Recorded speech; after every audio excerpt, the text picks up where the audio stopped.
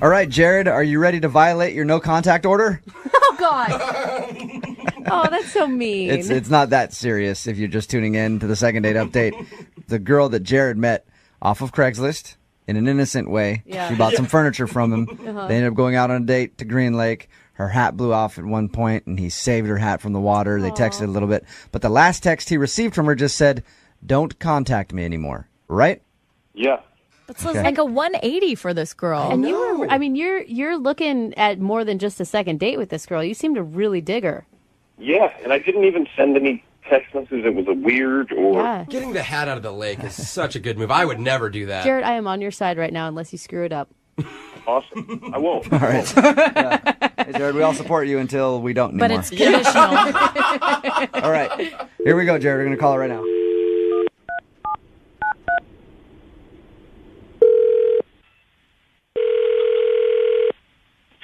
Hello, this is Allison. Hey, Allison, how are you? Hi, who's this? This is Jubal from Brooke and Jubal in the morning. I'm moving 92.5. The radio station? Yep. I am the radio station. That's not. Oh, gosh, she's already giggling. Did I win something? No, you didn't. Are you familiar with our morning show? Yeah. Okay. Which would be me, Brooke, Lydia, and Jose? Yeah, I occasionally listen to it. Occasionally. Okay. Hi, Allison. Hi, guys. What's going on? Have you ever heard the second date update? Yeah. Okay, well, what if I told you that somebody did a second date update about you? Who? A guy by the name of Jared. Oh. Yeah. That was more of a downturn on the O. Jared emailed us and said that you guys went on a date after you met off of buying some furniture from Craigslist. You went around Green Lake. He even saved your hat at one moment in a very chivalrous move. You kissed. And the last text message he got from you was, "Don't contact me anymore." This is weird. Did he do something wrong and not tell us? Because according to him, it sounds like the date was awesome, and all of a sudden you just went like, "Hey, leave me alone." The date was fine, and then I got home and found out some information about him, so I just didn't want to see him again. Whoa, what do you, like Google searching or Facebook stalking? through friends? I met him off Craigslist buying some furniture off of him. Right. Yeah. And I bought this dresser. I took it home. We had this date, and then I was rearranging some furniture in my house, and I saw the back of this dresser, and there was something written on it, and it said Jared and Kate Carson. Oh, like So when I saw that name on the back of the dresser, I don't know, I just got paranoid. I was like, I don't know if he's married or not, so I kind of did something drastic that, I don't know, maybe I shouldn't have done. What'd you do? I went down to the courthouse, and I requested some information about him. You went all the way down to the courthouse instead of just asking him? God, that's genius. I should have done the that a courthouse long is not time that ago. far from my house, and we've only gone on one date, so how awkward is that? Yeah, you can't talk. I mean, I'm with you on that one. Is You couldn't send him like a jokey text message like, "Hey, who's this one?" written on the back of your dresser. Haha. I don't know. We've only been on one date. what did you find out? So he's been married 3 times. Oh, wow. Yeah, All right. and the last one he was married to, they're still married. What? Oh, he hasn't maybe. Well, Wait, Allison. Allison, that's Jared on the phone. He's been listening this whole time. I should have told you that. You forgot. Oops. Hey, Oh, my God. so that is not at all what it seems like. I'm currently 2 weeks away from finalizing the divorce. She's already in another relationship. I'm not really married right now. But you're still married, and you didn't tell me that. Don't you think you should have told me that on the first date? I didn't really want to ruin what such a great first date experience with pretty heavy information that, like, I didn't think it was, I didn't want to, like, Yeah, that's show you all kind the of dirty laundry. that's kind of understandable. That's a big deal. But 3 marriages? I mean, Jared, I'm trying to root for you here, bud, but Just to hear me out here. It's like, okay, so I got married like an idiot when I was 19 years old to my high school sweetheart. Yeah, dummy. That fell apart within 2 years. Mm-hmm. and that was just, we were young and stupid. And then I was young and stupid again, my second marriage, and was hammered in Vegas. Ooh. And that just fell apart quicker than the last one. Right. You don't want to have anything in common with Britney Spears. No. And then number 3, which you're about to finalize, tell us about that marriage. How'd that one go down? Number 3 was legit. Number 3, I Jared. Number 3, the woman on the back of that dresser that you found, she cheated on me. Oh, there you go. Man. And I don't know. it's been really, honestly, I know that is some baggage I carry around, but I hope you don't think I was being dishonest by not saying all that when... I do think it's dishonest because you should have said it up front, and then for me to find out, it makes you look really bad. And it's not some baggage; it's a lot of baggage. Can we agree that the first 2 times that I was married don't really count? I'll agree with you on that. You got my back on that But one. you didn't learn the first time. The second time, you should have learned your lesson. Yeah, 3 Allison- times, But shame the on first me. 2 was a high school sweetheart, whatever. And then in Vegas, that happens. And then the third one, he actually liked her and she cheated on him. So happens. he was really only married once, in my opinion. It's just Allison, can I ask? I mean, obviously, you really like this guy on the first date. If you would go down to the courthouse and investigate him, Yeah, I did like him, but I also was completely turned off once I found out all that information. Yeah, but now knowing what you know, and if you want to go out with him again and have him talk to you more about his history, and if he can prove to you that he's really 2 years out of his marriage and it ended like it did, and he's really a good guy that just wants to get to know you, would you go out on a second date with him? We will pay for you to go out with him again. I really like you, and it's been hard for me to move on this past year. You're one of the first girls that I've seen that actually made me feel like I wanted to move on.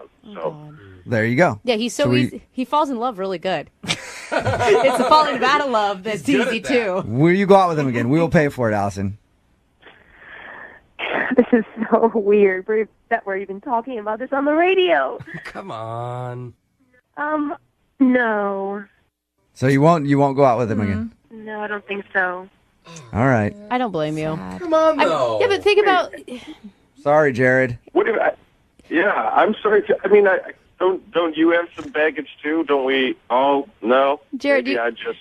You've got to be pretty good at breaking up at this point. I think that you should take it pretty well. Yeah.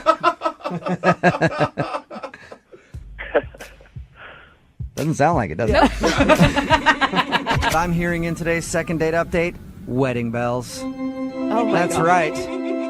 I feel like this is going to be the first ever second date update that ends with a couple getting married live on the radio over the phone. Wow. If you just tuned in, Keith is on the phone. He wants to call Allison. They met online, went out for some brunch. He got a little wrapped up in his emotions and actually proposed to her on their first date. And then she stormed out. He hasn't talked to her since. It's obvious why she's not talking to him because she thinks he's a weirdo who proposed on the first date. But Keith, here's my advice to you, man, before we make this phone call. If you fall off that horse, you get right back on. Oh. When we get her on the phone and you talk to her, propose again, Keith. Just keep proposing. She'll eventually say yes. Yeah, I'm not sure that's how that works, but I don't know, man. I think you should just go for it one more time. Keith, what's your plan here? Apologize? I mean, I've already apologized so many times on her voicemail and through text message, so I think she understands I'm sorry. Okay. I just want a chance to explain. All right, here we go. I'm going to dial her phone number right now, okay? Look, before you call her, if you guys can have my back on this, I need all the help I can get. Yeah, So, you really do in this second date update. I'm not going to lie to you. You need all the help you can get, okay? please. I'm dialing her phone number right now. Here we go.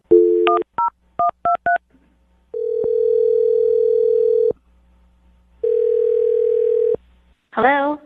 Hi, I was looking for Allison. Yes, this is Allison. Allison, this is Jubal from Brooke and Jubal in the Morning. How are you? Good. How are you? I'm good. Who's this again? I'm sorry, I'm not... This is Jubal. I host the radio show Brooke and Jubal in the Morning. I'm not sure what that is. Well, it's a radio show. It's pretty much the only explanation I can give you there is a little bit of talking, a lot of crappy music, and We do a segment on our show called the Second Date Update. I'm assuming you've never heard of that either. Not familiar with it. You went out on a date recently with a guy named Keith. Oh, boy. Yeah. Keith told us about your date. Oh, really? What do you know? Do you know that he proposed to me? We do. Yeah, he told us all about that. He says that he feels bad, but he also wanted to get you on the phone and tell you that he liked you a lot and wanted to see you again. Really? Let me ask you a question, okay? How did you feel when he proposed to you on your first date? I thought it was really weird. I feel like that's an understatement. Definitely. Has that ever happened to you before? No, definitely not. Was it scary, creepy, a little bit of both? It was crazy. I mean, when you picture getting proposed to when you're young, a little girl, you don't exactly picture it happening on the first date at brunch. You don't? No. Weird. Okay. So, Yeah, he told us all about your date, and he said that he feels really bad, and he's tried to apologize to you, and he just wanted to be able to talk to you again to see if you'd go out with him. I mean, he should feel bad. What was I supposed to do? Say yes and marry the guy? so Right. dumb. Was there any part of you that thought like, well, it's romantic? No, I was completely shocked. It was one of those things where you just pause. It took me about 3 minutes to even get a reaction, and I didn't even know what to think. So I'm guessing that the reason you aren't calling him back for a second date is because of the wedding proposal. Was there anything else? Does there need to be another reason? I don't think so. That's enough of an explanation. You know, Keith did talk to us, and he doesn't sound like a weird guy. He just says he got caught up in the moment, and he was super excited because you're like the best girl he's gone out on a date with ever, and he handled it the wrong way. That's sweet that he says that, but I mean, we were vibing, we got along, we had, a good connection at first, and I felt the spark, but when he broke into tears and started proposing, I thought he was crazy. Yeah. Switches it up a I would- little. Yeah, it changes things a little bit, changes your whole vibe. Yeah. Allison, I do need to let you know that Keith is actually on the other line and wants to talk to you. Are you kidding me? No, I'm not. Hey, Allison. Oh my God. What do you want? I just want a chance to explain myself. I told you I'm sorry. I know that what I did was crazy. I know it was insane. I got caught up in the moment. I'm an emotional person, and I don't have a good excuse. I just got caught up in the moment. It's not the 1920s. I mean, you don't just meet somebody and marry them off in the afternoon. Yeah, no, you're right. I get that. But can you honestly say you weren't, feeling anything? I can't be the only one who was feeling something. No, I was. I mean, I liked you at first, and you seemed normal, and I definitely felt a connection. But when you broke into tears and proposed, I just thought you were crazy. Okay, that makes sense. That's totally fair. I'm not crazy. I've had some terrible experiences dating in the past, and you were so cool and normal, and I just felt it, and I got lost in that moment. I got caught up in it. I feel like if that's the kind of guy you are, then who knows what other reckless decisions you'll make down the line. Oh, no. Dude, red flag is what she's saying. I understand. Yeah, I get it. I understand how that could be a red flag, or how I could seem crazy and unstable. I'm not you want to call my friends, and I have people who will vouch for me. Just You want to supply references to Allison? I will. I think this is important. I don't want to lose this potential relationship just because I messed up on the first date. I mean, it's a shame because I liked him too. I'm just not looking to get married tomorrow. I'd like to date someone for a little while before we talk about marriage. So you did like him, though, before? Yeah, I did. Well, then why don't you give it one more shot and go out on another date? Would you like to go out on a second date with Keith? We will pay for it. Come on. Allison, before you answer, I need you to know I did watch a couple rom-coms on Netflix the week before we went out, so I was in an emotional place already. Blame it on the rom-coms. I love it. It's like Katherine Heigl just gets to his heart, man. Allison, will you go out with Keith again? Oh, I don't know. I mean, I don't know. This whole thing is just so weird. Come on. You cannot blame her, you guys. Allison, the only thing I'm proposing right now is a second date. I just want to do this the right way and forget about the first date and just move forward. That's all I'm asking. Allison, can you forget about the wedding proposal on your first date and go out with Keith one more time? I know that's a lot to ask, but Do you think you can do it? It is. If you guys think it's a good idea. I do. I think it's a great idea. At least see one more time how he handles himself. I mean, he's not totally crazy. See, right there. You said he's totally crazy. I'm going to change my mind again. I'm going to go back. I said he's not totally crazy. Yeah, but he just got a little worked up, you know? You're saying partially crazy, though. Everybody's partially crazy. And you can't find somebody that's fully sane. Yeah, no, I just can't. I'm sorry, I can't. Oh, man. All right. Come on. What happened? We were there, and then I don't know, man. I'm sorry. So close. What did we learn? What have we learned, though? Okay, this is all about learning. What did we learn from today's second date update? that love isn't real. No. That's so sad. We've learned that, but we've also learned no rom-coms before your next date, okay? Rob is on the phone. He wants to call a girl named Annie. One of the most original dates we've ever heard. It skirts the line between fun and creepy very well, and I like that about it. He took her on a YouTube date. They met on Tinder. She showed up to his house. He said, "Are you down to do a YouTube date?" She said, "Yes." A YouTube date, I guess, is where you guys get together and try to film a viral video. That was the whole point of the date. He thought it would be very fun and exciting for her, and it would show that he knows how to have a good time and he's a funny guy. And it didn't exactly work like he thinks because they couldn't really think of a good idea. And at the end of the date, she left and hasn't called him back. Rob, I think I know why you're not getting a call back. Why? Well, she probably saw that you weren't getting a lot of views on your YouTube video and is just very upset and doesn't want to talk to you anymore. That's it. Yeah, I'm sure that's the reason. Guarantee it. Rob, if you get a chance at a second date, do you just want to do something more normal? Normal? Yeah, that's the word that I was going to say. Yeah, I mean, dinner, no videos, no filming. There you go. Probably not even taking any pictures just to be safe. Yeah. I guess if you camera want put to be away. boring and average and have just a regular date. Yeah, well, it'll probably give me a better chance than what I did the first time. So. All right, I'm going to dial the phone number right now. Get her on the phone and get your second date update, okay? Okay. All right, here we go.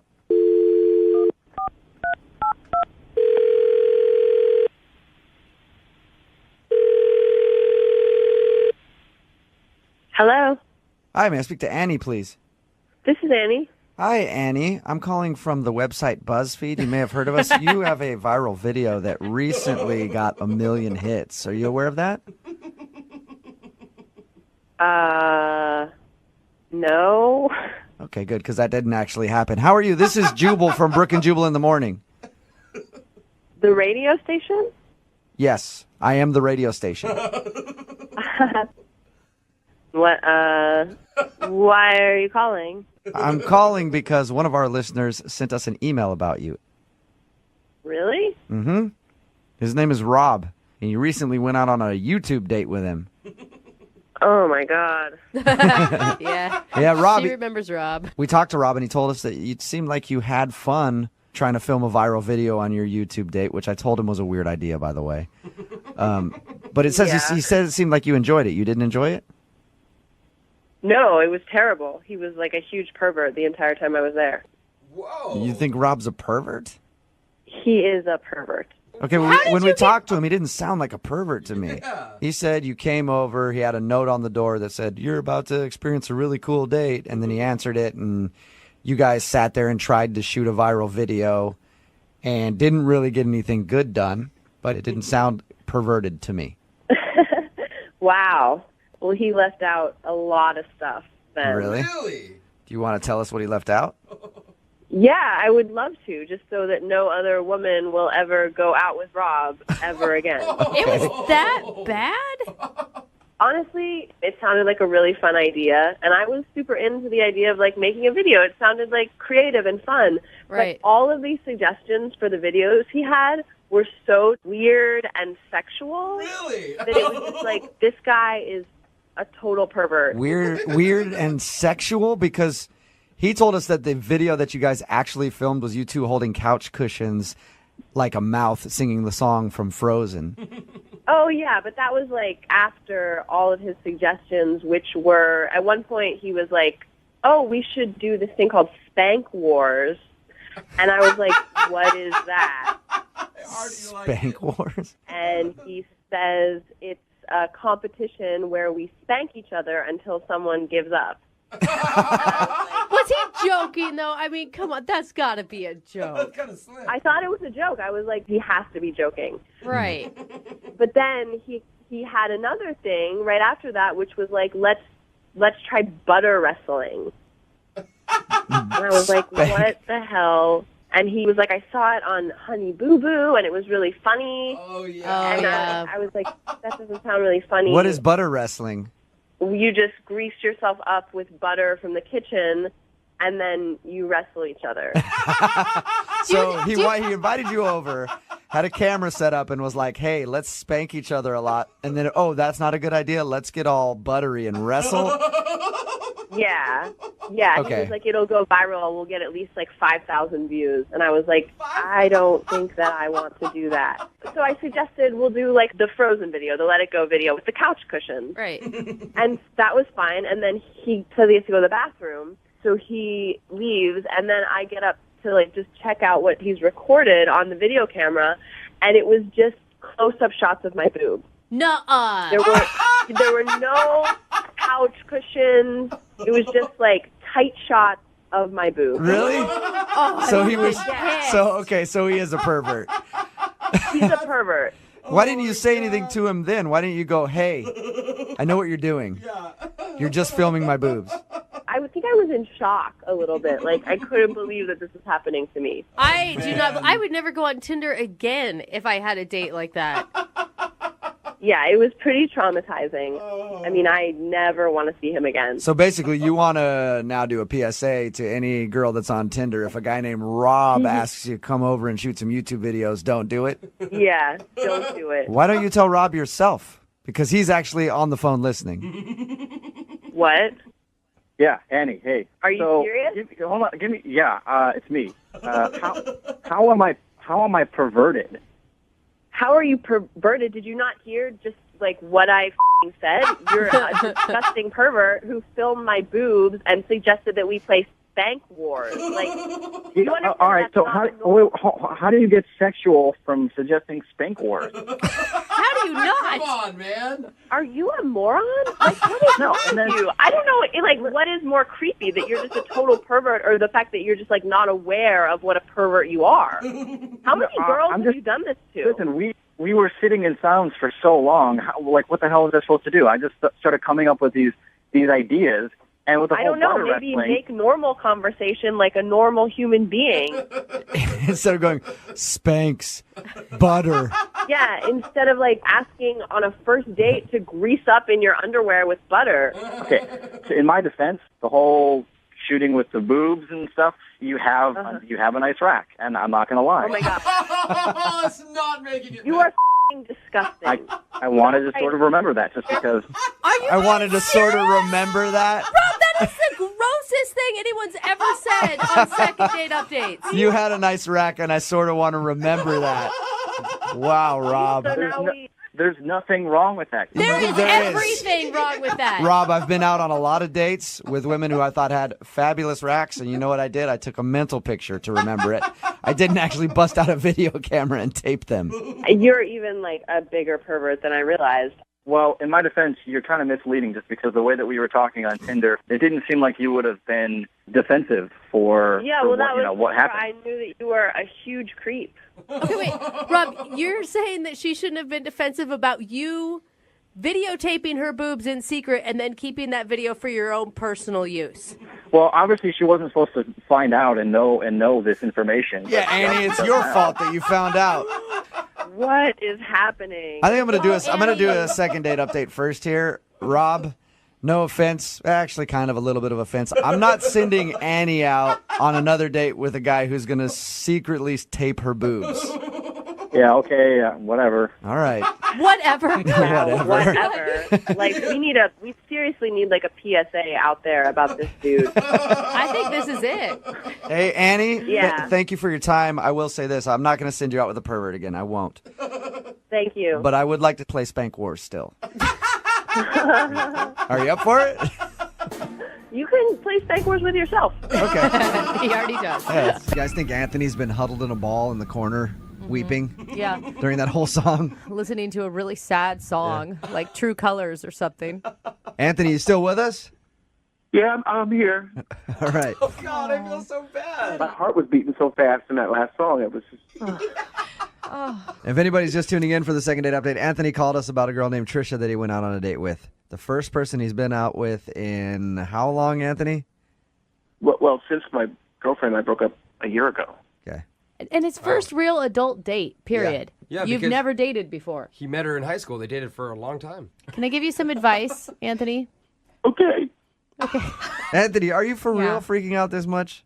I just haven't dated a whole lot. I knew she was special. Everything about her was so right. You gotta try to pull yourself together a little bit. Pull yourself together, Anthony. Yeah. What the hell is wrong with you? It is one date, and this does not sound attractive. I am sorry. emotional. He needs a little tough love right now. Anthony, I want you to stand up straight, pull your shoulders back, and get ready to do this like a man.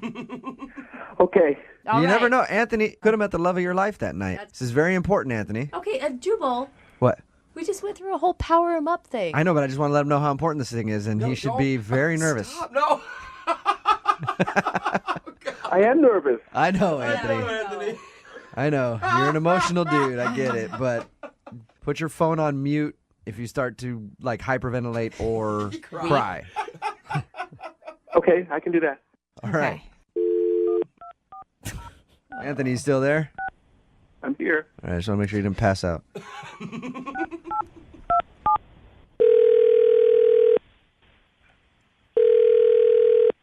Hello? Hi, I was looking for Trisha. This is she. Hey, Trisha, how are you? This is Jubal from Brooke and Jubal in the Morning. I'm moving 92.5. Hi. How's it going? Good. You recently went out with a friend of mine. I did? Yeah. His name is Anthony. You remember going out with a guy named Anthony? I do. How is he? Wait. Okay, you're on the radio and he's your friend. I'm on the radio, so I have lots of friends. Oh, God. Yeah, and Anthony happens to be one of them. Okay. And he said that he really enjoyed the date with you and thought that you guys were going to go out again, but you haven't called him back or responded to any of his messages or voicemails or any of that. So I wanted to call you and ask if he did something wrong on the date. That's just weird that he's having you call for him, but he did have a really great time on the date. That's true. He did? Did you not have a good time then? I mean, I had a good time, but I think that Anthony had a really good time. Like, Was he just too eager on the date? well, it wasn't really on the date. It was afterwards. What do you mean? He tweeted like 5 times about our date within like 2 hours. Oh. So What? he went back after your date and just started tweeting about it? Yeah, he was like, he tweeted "Lonely No More," "Most amazing date of my life." Oh, my God. Points. Oh, that's awesome. That is horrible. What were you? Well, wait, it gets better. It was like, is this what love really feels like? God. With exclamation points and question marks. Are you scared at this point, Trisha? I mean, yeah, especially, okay, how about this one? At last, my love has come. And he did, in parentheses, put Etta James. No. Oh, no. Really? He's quoting Etta James on his Twitter feed. No. Trisha, Yeah. I should also let you know that Anthony is currently on the other line right now listening to this conversation. Are you serious? Hi. Oh, God. I'm sorry if it creeped you out a little bit. I mean, I was just trying to make a really nice evening for you, and This is so awkward. It's amazing. Oh, my God. I thought we were having fun. Okay, well, the date was very nice. You took me out on a very nice date, and it was fun. But seriously, Anthony, you tweeted, "Oh, my God, freaking out. I think I hear church bells." Oh, isn't that a romantic thing to say? I mean, isn't that what every Yeah, isn't we that were what every together girl for like dreams about? 3 Is years. finding the right guy and getting together and living happily ever after. Are you crying? No. Oh, my God, this is a joke, right? There's no way you're crying right now. No. I think he has allergies. I think that's what it is. Trisha, Anthony's an emotional guy. Anthony needs therapy. Amen. I am sorry. Trisha, Anthony, let me help you out a little bit. Trisha, if you didn't know, Anthony just got out of a long relationship with his high school sweetheart. You're the first girl he's been on a date with since high school. Dude, be single for a while. Seriously. There's so many great things about being single. Like, go experience life a little bit before you tie yourself into a relationship. Yes, Anthony, it's okay to be single and experience things by yourself. It's actually a very fun time. You can do it. Okay. Anthony, you need to really, dating is hard and it's going to hurt. But you need to find some confidence, dude. What do you like about yourself? I think I'm charming and I'm good looking. I mean, I don't know. Yeah, Trish thought you were good looking, didn't you? Yes, he's very attractive. See, she thinks you're good looking. Okay. Now, Trish, if you could give one piece of advice to Anthony, what would it be? Yeah, stop crying. Yeah.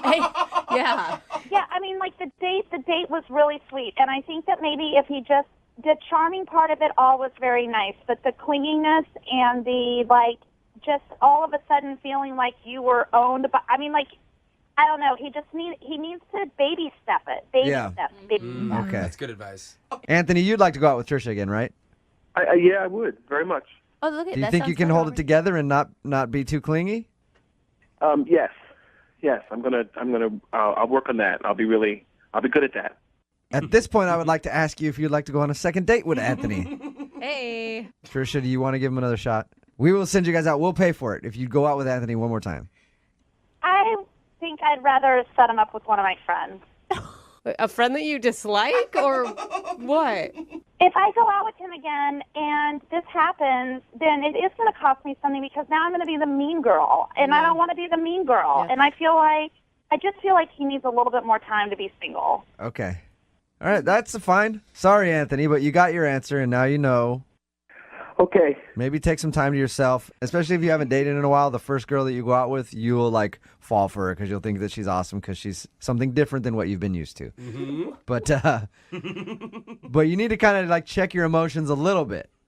You mean I should not share all of myself right away? No, definitely don't. Wait till the third date for the crying. Dude. I was going to say the third year. Okay, guys, thanks for trying. Do like everybody else and save the tears for the bedroom. Erin is on the phone with us today to do a second date update. She wants to call a dude named Adam that she met at a party. Erin, I have to ask you real quick before we get into this. Did you notice if Adam is a strong man? Huh? What? Is he strong? Does he look like he's got muscles and? I mean, he was lean. Okay. Well, I'm just wondering because I'm assuming if he does go out with you again, he's going to need to be able to carry a lot of baggage. Okay, I'm not one of the crazy ones. I just happened to flip out, okay? If you're just tuning in for the second date update, Erin is on the phone because she went out on a date with Adam, but after the date, she stalked his Facebook, and there was a picture of him with another girl. It looked like it could have been his girlfriend. She freaked out, called him, yelled at him, called him a cheater, then hung up on him. Didn't even get to hear his side of the story, and that's the last she's ever talked to him. So we're going to call him today. 1, find out if that was his girlfriend. Mm-hmm. 2, let you try to apologize if it wasn't his girlfriend. And 3, somehow see if we can get another date for you. Thank you. All right, well, I'm going to dial the phone number right now and see what he says. Okay. Try not to yell at him before we get the information out. Ha ha. All right.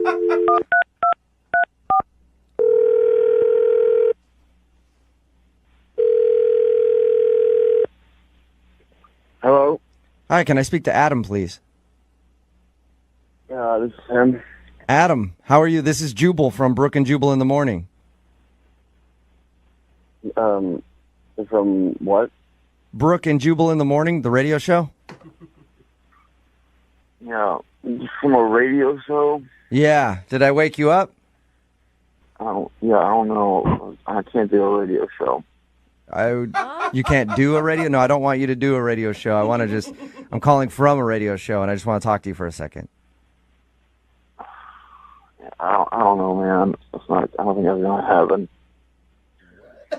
Are you What did you say? Are you? You're a radio show? Yes. What does that mean? Somebody sent us an email about you and asked if we could get you on the phone and talk to you for a few minutes about something. Okay. What is it? Well, it's a segment we do on our show called the Second Date Update. Basically, if you go out on a date with somebody and then end up not calling them back after that date, they have us see if we can get you on the phone and ask what went wrong. Oh, okay. The girl that wanted me to call you today knows what went wrong after the date, but she wanted me to see if we can get you on the phone and kind of smooth things over. No, what girl is this? Her name is Erin. You probably remember her because she recently yelled at you and called you a cheater and then hung up on you. Man, I don't think I can deal with that. Okay. Can you just talk to us for a few minutes about the date? Because it's got to be weird. I'm just curious from like a guy's perspective how weird that is. You go out on a date with a girl one time and then she gets home and starts yelling at you and calling you a cheater.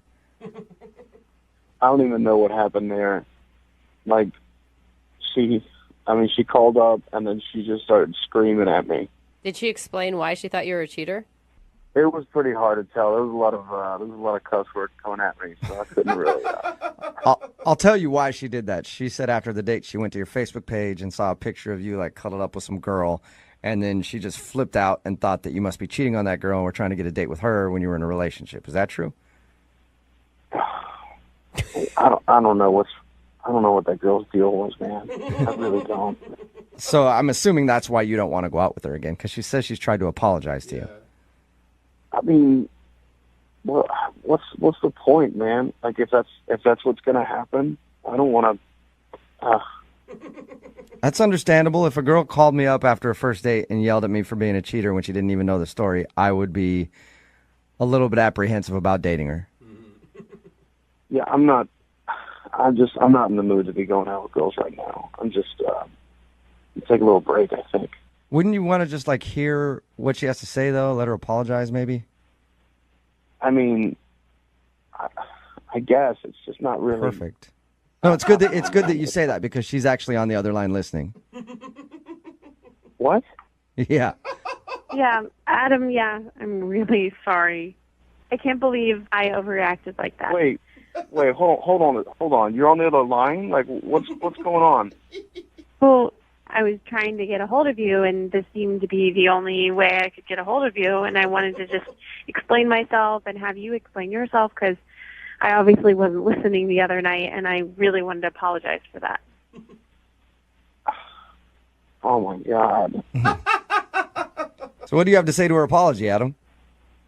I mean, you don't have to apologize. You know, you're right. I am a cheater. What?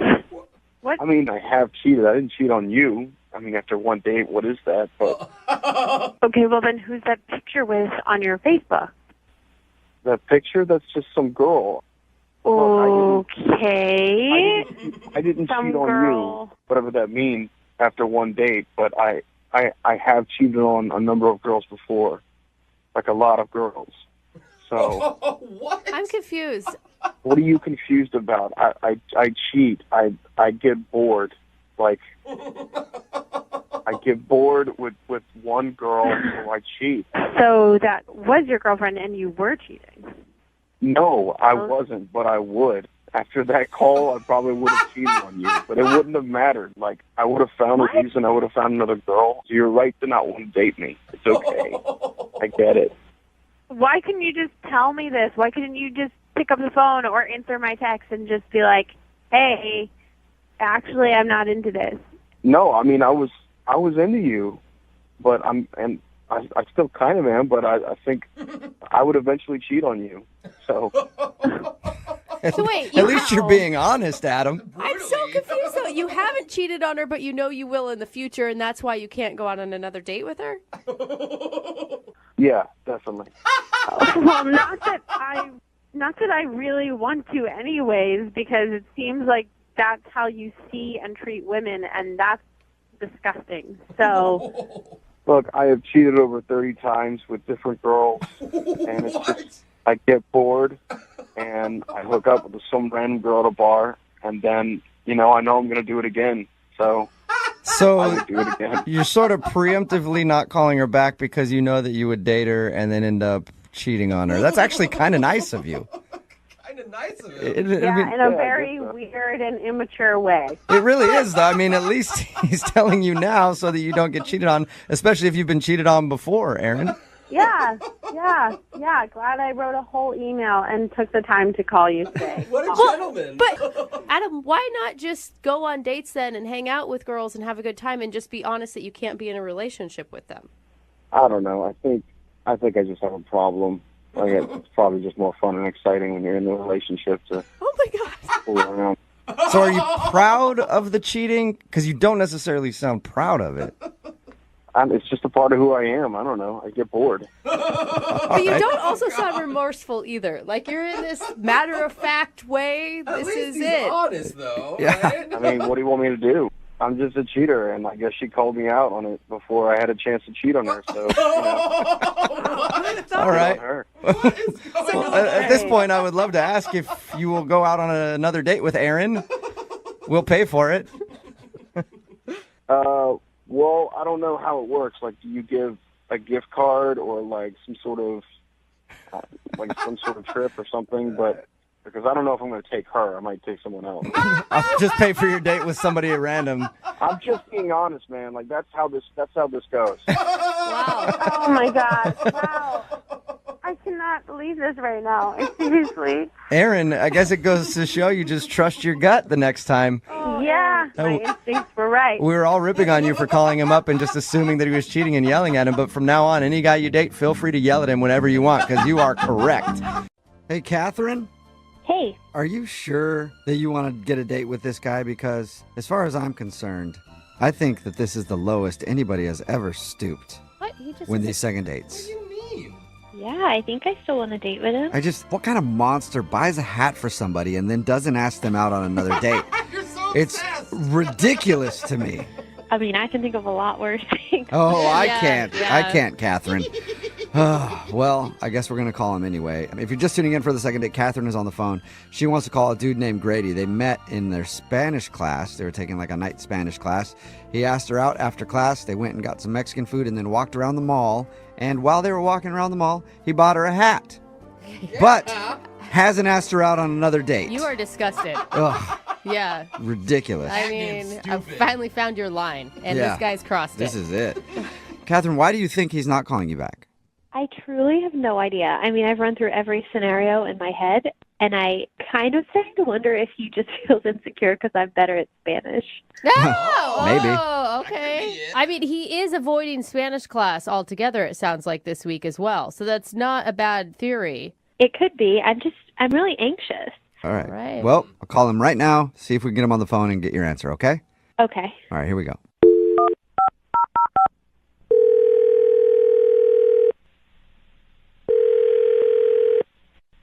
Hello? Hola, ¿puedo hablar con Grady, please? Hello? Oh, hey, what's up, Grady? Sorry, I'm speaking Spanish again.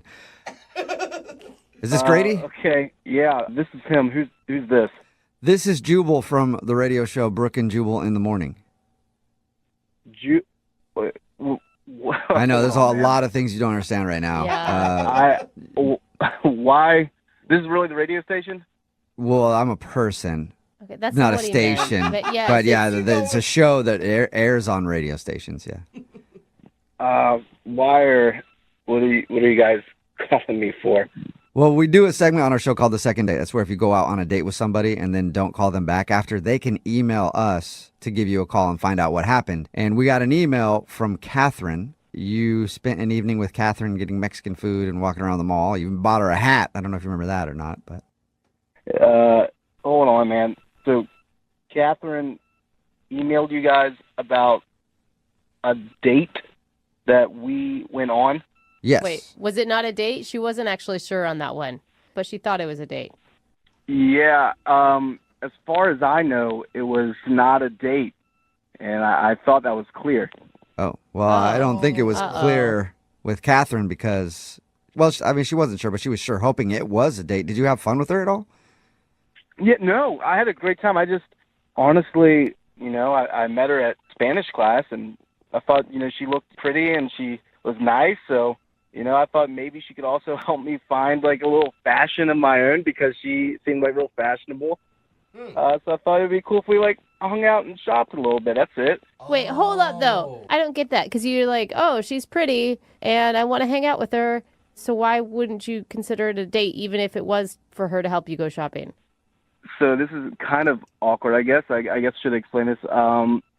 I am currently trying to go out with this Spanish chick, so that's why I took these Spanish classes. And yeah, so I wasn't trying to go out with her because I was already taking the class to try to go out with somebody else. Okay, so you're basically using her as a stylist for the evening. That wasn't my intent. I did need help finding some clothes for my date. Yeah, this sounds bad now. Yeah, but you bought her a hat even. As like a thank you, like we were shopping for me and I felt bad that we weren't getting her anything. So I'm like, saw her eyeing this hat and I bought it for her. Oh. All right. That's like embarrassing. No. What, that he has no style and he has to like convince somebody to go out with him to... Yeah, it is embarrassing, Grady. You need to do a better job of shopping for yourself. I agree. That, but also like the mixed communication there. Yeah. I mean, I don't think it's your fault and it's not her fault either, but I'd be so embarrassed if I were her. It did seem like a date. Yeah, no, it really wasn't a date though. Like I didn't even kiss her or anything like that, and it was more of a business transaction, Okay, well, maybe you guys can do more business together because she's actually on the phone listening and wants to talk to you. Hey, Grady. What? Yeah, it's Catherine. Hey, this is awkward. Why are you awkward? Why are you calling a radio station or emailing them about a date? I really didn't think we were on a date at all. You took me to dinner after telling me I was beautiful. Unless you meant to say something else and your Spanish is just so bad that you messed up, no. Which is possible, let's be real. Mm-hmm. But you said I was beautiful. You took me on a date to dinner and drinks, and you bought me a hat. And wait, you never I didn't take you on a date. I didn't take you on a date. So did you mean to say, oh, that Spanish girl in our Spanish class is beautiful or something, and you said I was beautiful, or because it was? No, I mean I gave you a compliment. It was a compliment. Like you are beautiful, and so I give you a compliment. I give friends compliments all the time. It's misleading when you don't tell me why we're hanging out when you're using me so that you can hang out with another girl. Oh. Well, honestly, Catherine, I thought it'd be awkward if I approached you and was like, hey, need some help finding some style. I barely knew you. I mean, probably it's more awkward now, come to think of it. Right. But, I just thought it'd be awkward. I mean, do you not have any other friends that you know better that you could have asked for help? Honestly, I do have friends, but nobody that dresses as nice as you. Like, every time I went to Spanish class, you look so amazing. So I thought, like, who better to help me out than you? I'm trying to figure out if I'd be offended if I were you, Catherine. I mean, he's really complimenting you a lot, but doesn't want to go on a date with you, though. I'm not offended if he thinks I have good style. I'm offended by the fact that he was manipulative and is trying to act like he wasn't. Yeah, because that's what it sounds like to me, too, and that you're not owning up to it. But he was at least being nice. But he wasn't being honest, and that's the key. And he was using, like, she obviously liked him, and he knew that, and you were taking advantage of that. Well, I didn't know that you thought it was a date. So, I mean, I thought we were just hanging out like friends in Spanish class having a good time. I disagree because we weren't friends. It was our first time hanging out. You paid for everything, and it felt like a date. Oh, yeah, you did pay for everything, too. Yeah, see? I told you guys it was a thank you for her helping me shop. That I didn't, like I said, I didn't kiss her or anything. I didn't, seal the deal afterwards. I don't know. What do you guys want? There's plenty of dates that don't end in a kiss. I just think that you should say, I'm sorry for not being more forthright.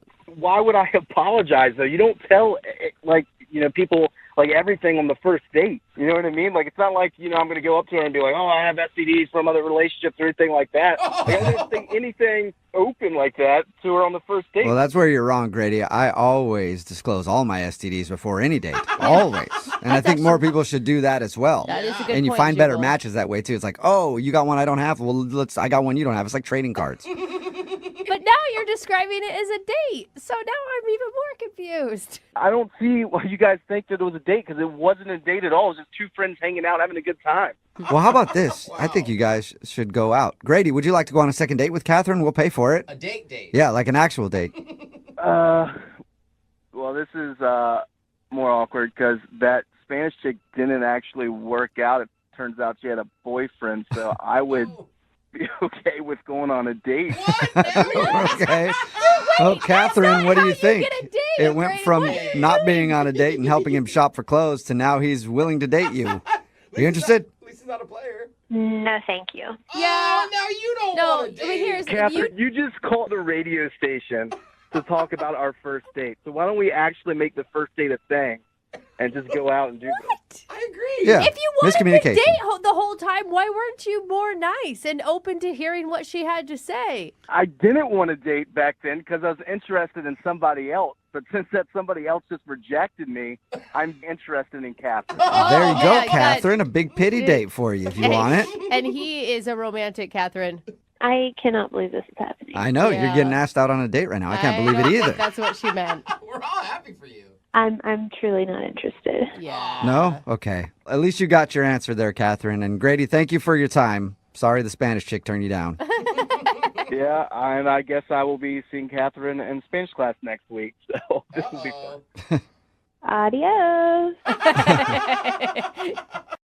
Andrea is on the phone, and she wants us to call a guy named Mike today.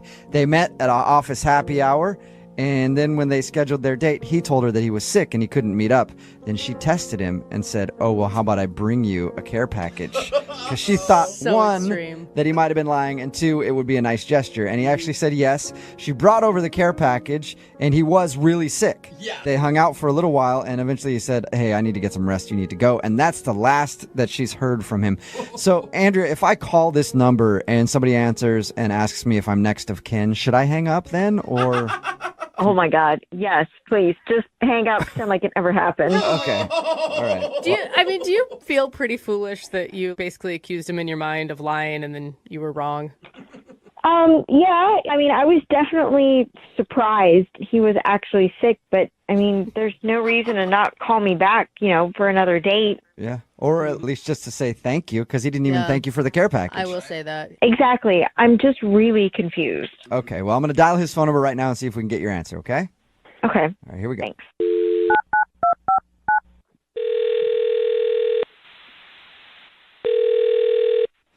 Hello?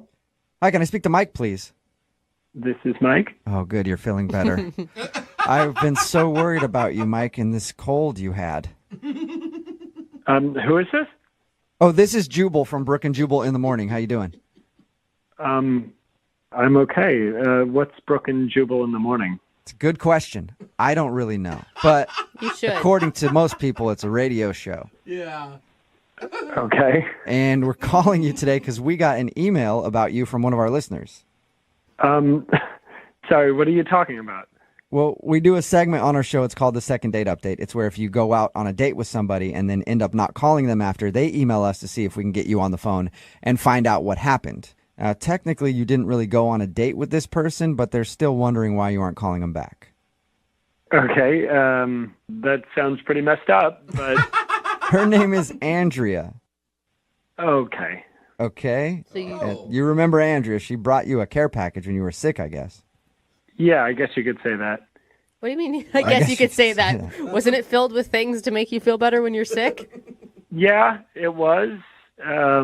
Technically, I don't know, if somebody says, I want to make you a care package, you kind of expect a bit of care in that package. And she came over, and it was literally a paper grocery bag with canned soup in it, and like saltine crackers, and like candy, but not even real brand name candy, like What? Are you? Wait, hold on. Are you ripping on her care package? No, I'm just saying that, it's clear that she said, I want to bring you a care package, and then stopped at the store and literally grabbed the first thing she saw. And Dude, that's what a care package is. She stopped by the store and got you things you needed.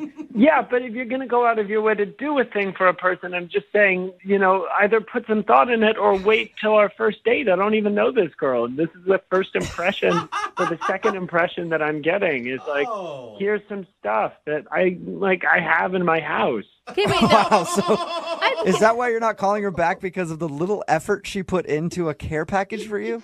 Well, no, it's not just that. That was disappointing, to say the least. But then the thing is, the energy was so weird. So I'm sick, right? Yeah. And she comes over and, instead of kind of hanging out and maybe getting to know me, the first question she's asking really specific questions about how sick I am, and she asked me if I get sick often, and what my symptoms were, and it felt I felt like I was on trial a bit, or that you're at the doctor. or that I was at the doctor, but neither of us are doctors, so I didn't know what her angle was, What's your How angle? paranoid are you? What are you testing me? You want to see if my genetics are good? I don't get sick that often, twice a year. Thank you very much. That's kind of what it felt like. But it could have been that she was nervous and it's the first time you guys have hung out without alcohol and she didn't know what else to talk about. Well, it just seemed to me that she didn't totally believe that I was sick. I had to answer all these questions about how I was sick and how sick I really was. And I felt like they kept going on. If it was one or two questions, that would be one thing. But at a certain point, I was like, do you want a doctor's note? Leave me alone. You should have supplied her with one. I guess so. So it was her careless package, not a care package, and her constant grilling you about being sick that made you not want to call her again. Well, I got a kind of possessive sense about her, and I'm not into that. I don't get that sense about her at all, and she's actually on the other line listening and wants to talk to you, so we could ask her if she's possessive like that. Wait, she's been listening to this whole thing? Yeah. Andrea? Hi. How are you doing? Oh my God, I'm so sorry. I didn't know you were listening at all. Yeah, I did hear everything, Mike, and it's really interesting to hear your take on how things happened. Well, you should know that's how I felt at the time, and I was called by a radio show, which apparently you sent an email to, which doesn't help my general feeling about the whole thing. That's a good point. Yeah. I mean, I was just really confused because it seemed like, I thought I had, reached out and did a really nice thing for you, but apparently it didn't quite come off as kindly as it was intended. Well, your intentions weren't very clear to me, and if you do this in the future, maybe put a little more thought into that so it won't seem like you just showed up with a bag in order to get into the door and find out some information. 'Cause that's what it felt like. Wow. I mean, when you've been lied to once, sometimes you just want to see how many liars are out there. Okay, so you were testing me, so I was right. I just wanted to crazy. see if you were all right and make sure, there wasn't any red flags, immediately up front. I mean, if you lied to me and we haven't even got on our first date. Yeah, we haven't gone on our first date, so probably best not to take the time when I'm sick to grill me and find out whether I've killed anybody. But Mike, you've got to listen to her explanation right now because it does kind of make sense. It makes sense to a paranoid person. She's been burned a bunch, Mike. Give her a little bit of a break. You're the jerk that's complaining about the quality of care packages over here. She brought me canned soup. I could go get canned soup from the store. That's not care. I didn't know if you were lying. If you're a liar, you only get canned soup. I'm not going to pull out my mom's homemade recipe Like, that takes 4 hours to make for a little liar. I just didn't get a good first impression. So if I got to stick around for the good soup, I don't know if that's worth it to me. Well, let's see if it's worth it. Mike, would you like to go out on a second date with Andrea? We will pay for it. We'll buy the ingredients for the soup that she can make. I can confidently say no. Really? Yeah, this is already way too nuts for me. Okay. Okay. Well, knowing that, then I suppose would also like to not go out because apparently... No, Andrew, you can't do that. You can't go back and say no. I'm saying no. Yeah. Yes, I can. I am saying no right now. Wow. Okay, Mike, you hear that? You could have had a date, but now you don't get one because Andrea decided no. That's fine. That's just fine with me. Oh, man. Did you hear me, Mike? I said no. Yes, I heard you. All right, well, she's clear. sorry you couldn't get you guys to go out again, but at least you both agree that Andrea said no. You know, normally at the beginning of these second dates, I try to say something funny to make everybody laugh, but today, I'm just hoping Dave is still alive. Dave, are you there? Yeah. All right. If you missed the first part of the second date, Dave is on the phone. He wants us to call this girl named Emma. She's a coworker, or she was a coworker. He asked her out last couple days before she was leaving because he had a crush on her forever. They went out. She's been blowing him off ever since. But the interesting part was when we finished up talking to Dave about his date, you were all over the place, man. Like, you sounded like you were about ready to pass out. Are you doing okay? Yeah, I'm just a little nervous. Is this normal for you? I guess. Is yeah. anything normal for you, Dave? Just to let you know, Dave, we do have paramedics standing by, all right? I've already alerted them, so if you pass out, you'll be okay. Okay. Thank you. Okay. All right, man. Well, I'm going to dial the phone number right now and ask her about your date, okay? What? Dave. Yeah, I'm just... You good? Just getting... yeah, go. Hey, no, he said go. I'm going right Okay, now because I don't want to lose Dave. Oh, Dave.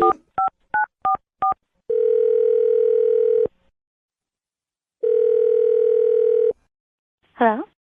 Hi, I was looking for Emma. This is Emma. Emma, how are you? This is Jubal from Brooke and Jubal in the morning. Okay. Okay. Have you ever heard of second date before? No, I'm not really in the car at that time, so... Okay. No, that's cool. It's all good. Well, you are about to be the star of a second date, so that's exciting. What does that mean? That means that you recently went out on a date with one of our listeners, and he liked you a lot. So he wanted me to call you, see if I could get you on the phone, and ask why you've been blowing him off since you guys went out. Okay, who told you that? His name is Dave. Oh. You know Dave. You used to work with Dave. We've talked to him, and he's a very nice guy. But he's just curious if he did something wrong on your date, and that's why you've been kind of blowing him off, giving him the busy excuse. He's a really nice guy, but, I really didn't even know we were going out on a date. Oh, did you think it was a friendship thing? Well, yeah, because we worked together for many years. He's always so sweet to me. He'd always, bring me coffee from the break room, and when I told him I was leaving, he looked really upset. And so I thought we'd, hang out as coworkers since I was leaving. You know how people do that when people leave a job. Yeah, for sure. And I thought that's what he meant, and I thought that's what we were doing until, the day of, and he was insisting on picking me up, which was, a red flag where I was like, oh, no, I think he thinks this is a date. Let me ask you a question, Emma. When we talked to Dave, he said he had a crush on you the whole time he was working with you. Did you know that he had a crush on you, or was that when it became obvious? I mean, I could tell, but I still thought it was just, a friendly... we don't have that kind of romantic vibe at all as far as I could see, even though he had a crush on me. Didn't he tell you, though, when he asked you out, I've been wanting to do this since the day I saw you? He was kind of, mumbling. I really wasn't sure. Sometimes it's hard to understand what he's talking about. Yeah. But, I really thought it was a hangout until, he insisted on picking me up at my house. And then he showed up with, a dozen red roses. And so I was like, oh, no, he definitely thought it was a date. Still could have been a work hangout at that point. I give all of my coworkers roses all the time. Jose loves it. So at that point, you knew it was more than just a coworker hangout. 100% knew. Okay. Again, he is a really sweet person, and he was actually the nicest to me at my job out of anyone for the whole time I worked there. He sounds like a really nice guy. Yeah, he does. We've talked to him a little bit about your date, that you don't think it should have been a date, but did you enjoy it? It was so awkward, you guys. It was like he had the waitress put his plate on the same side as me, so instead of sitting across like two regular people, he sat right next to me. All right, some people do that, though. I know him from being a coworker, and he's always kind of like mumbly and nervous and awkward, but I wanted to let him down easy kind of thing, without hurting his feelings, but like I've never seen him so nervous. Probably because he likes you. Yeah. I guess so. I guess so. I mean, like, if you were to step back and try to see him in a romantic light, could you? He's not the kind of guy I am attracted to generally, so... I bet you he's a stallion in the bedroom, Emma. You ever think about that? No. No, I don't think so. Well, would you be willing to at least tell him the reason why you've been kind of blowing him off, instead of just saying that you're busy? Just let him know, hey, you're not really my type. I think that would be really awkward because... I do too, Emma, and that's why I want to make it happen, because Dave is actually on the phone listening right now. No, are you serious? Yep. Dave, you there? Hey. Hey, man. How you feeling? Good, I guess. Why don't you say hi to Emma? Hey, Emma. Hi, Dave. Did you hear that? Yeah. It's okay. I'm really sorry, and I just know that there is a girl out there for you because you are a really nice guy, and I just am not that girl for you, but you are. I really liked working with you all that time, and I don't want you, to get your feelings hurt, But here, I know I am a little nervous at first, but I mean, I could become the man you want me to be. Yeah, I don't think so, Dave. I mean, there's a lot of girls out there, and I think you should keep trying, to maybe find someone that's a better fit for you. Dave, are you okay, man? Yeah. Do you feel like she's making the wrong decision here? Well, yeah, I wouldn't do this if I didn't really like her. And Emma, go out on one more date with me. I promise you I won't be awkward like you said. Dave, I did have a nice time on our date, and I think we really do get along. It's just that you're so nervous, and you just seem to have so many anxieties that I'm not sure. Yeah, I know. I'm nervous, but this is just because I care about something so much that, this comes up. But, we always got along great, didn't we? I mean, we did get along really well. And you are a good-looking guy. Really? You think I'm really good looking? Well, yeah. I mean, you are. You're just, a little nervous, but you are good looking. You have a really, handsome face. See, Dave, you hear that? You're sexy. Yeah. Well, this is awesome. That's the way I feel when a girl calls me good looking too, man.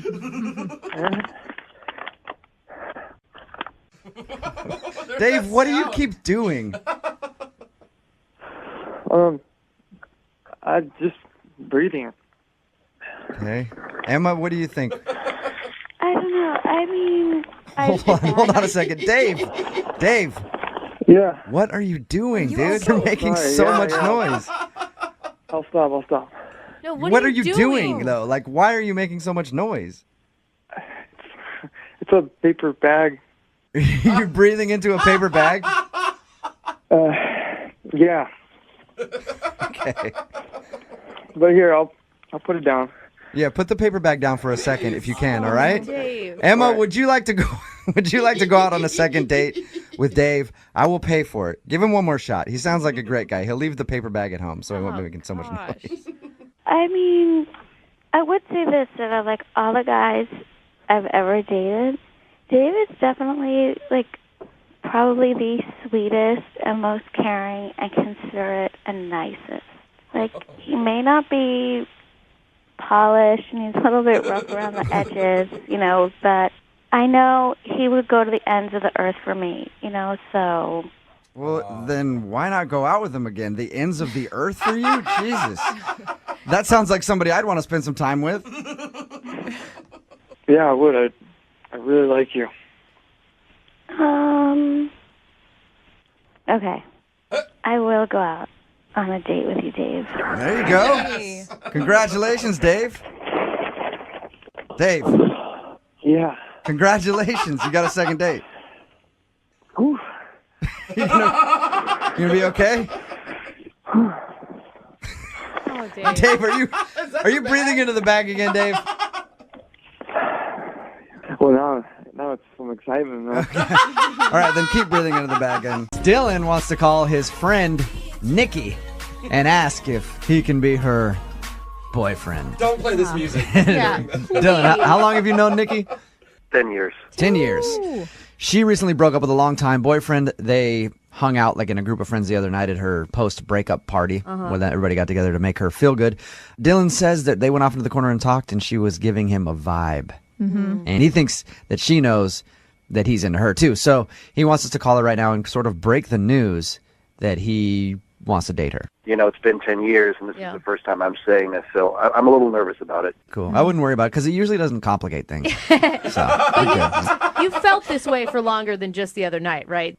She's always been on my radar, and I have just realized in the last year and a half that she's somebody who I could really see being with. Yeah. And now is the perfect timing. God, I hope it works out. Please. She's battered and broken. And it's a really low-key, not stressful day. Yeah. No pressure. Not on Valentine's Day. This is, everything's aligning for you right now. Yeah, and on the radio. Dylan. Okay. Here we go. You ready to call her?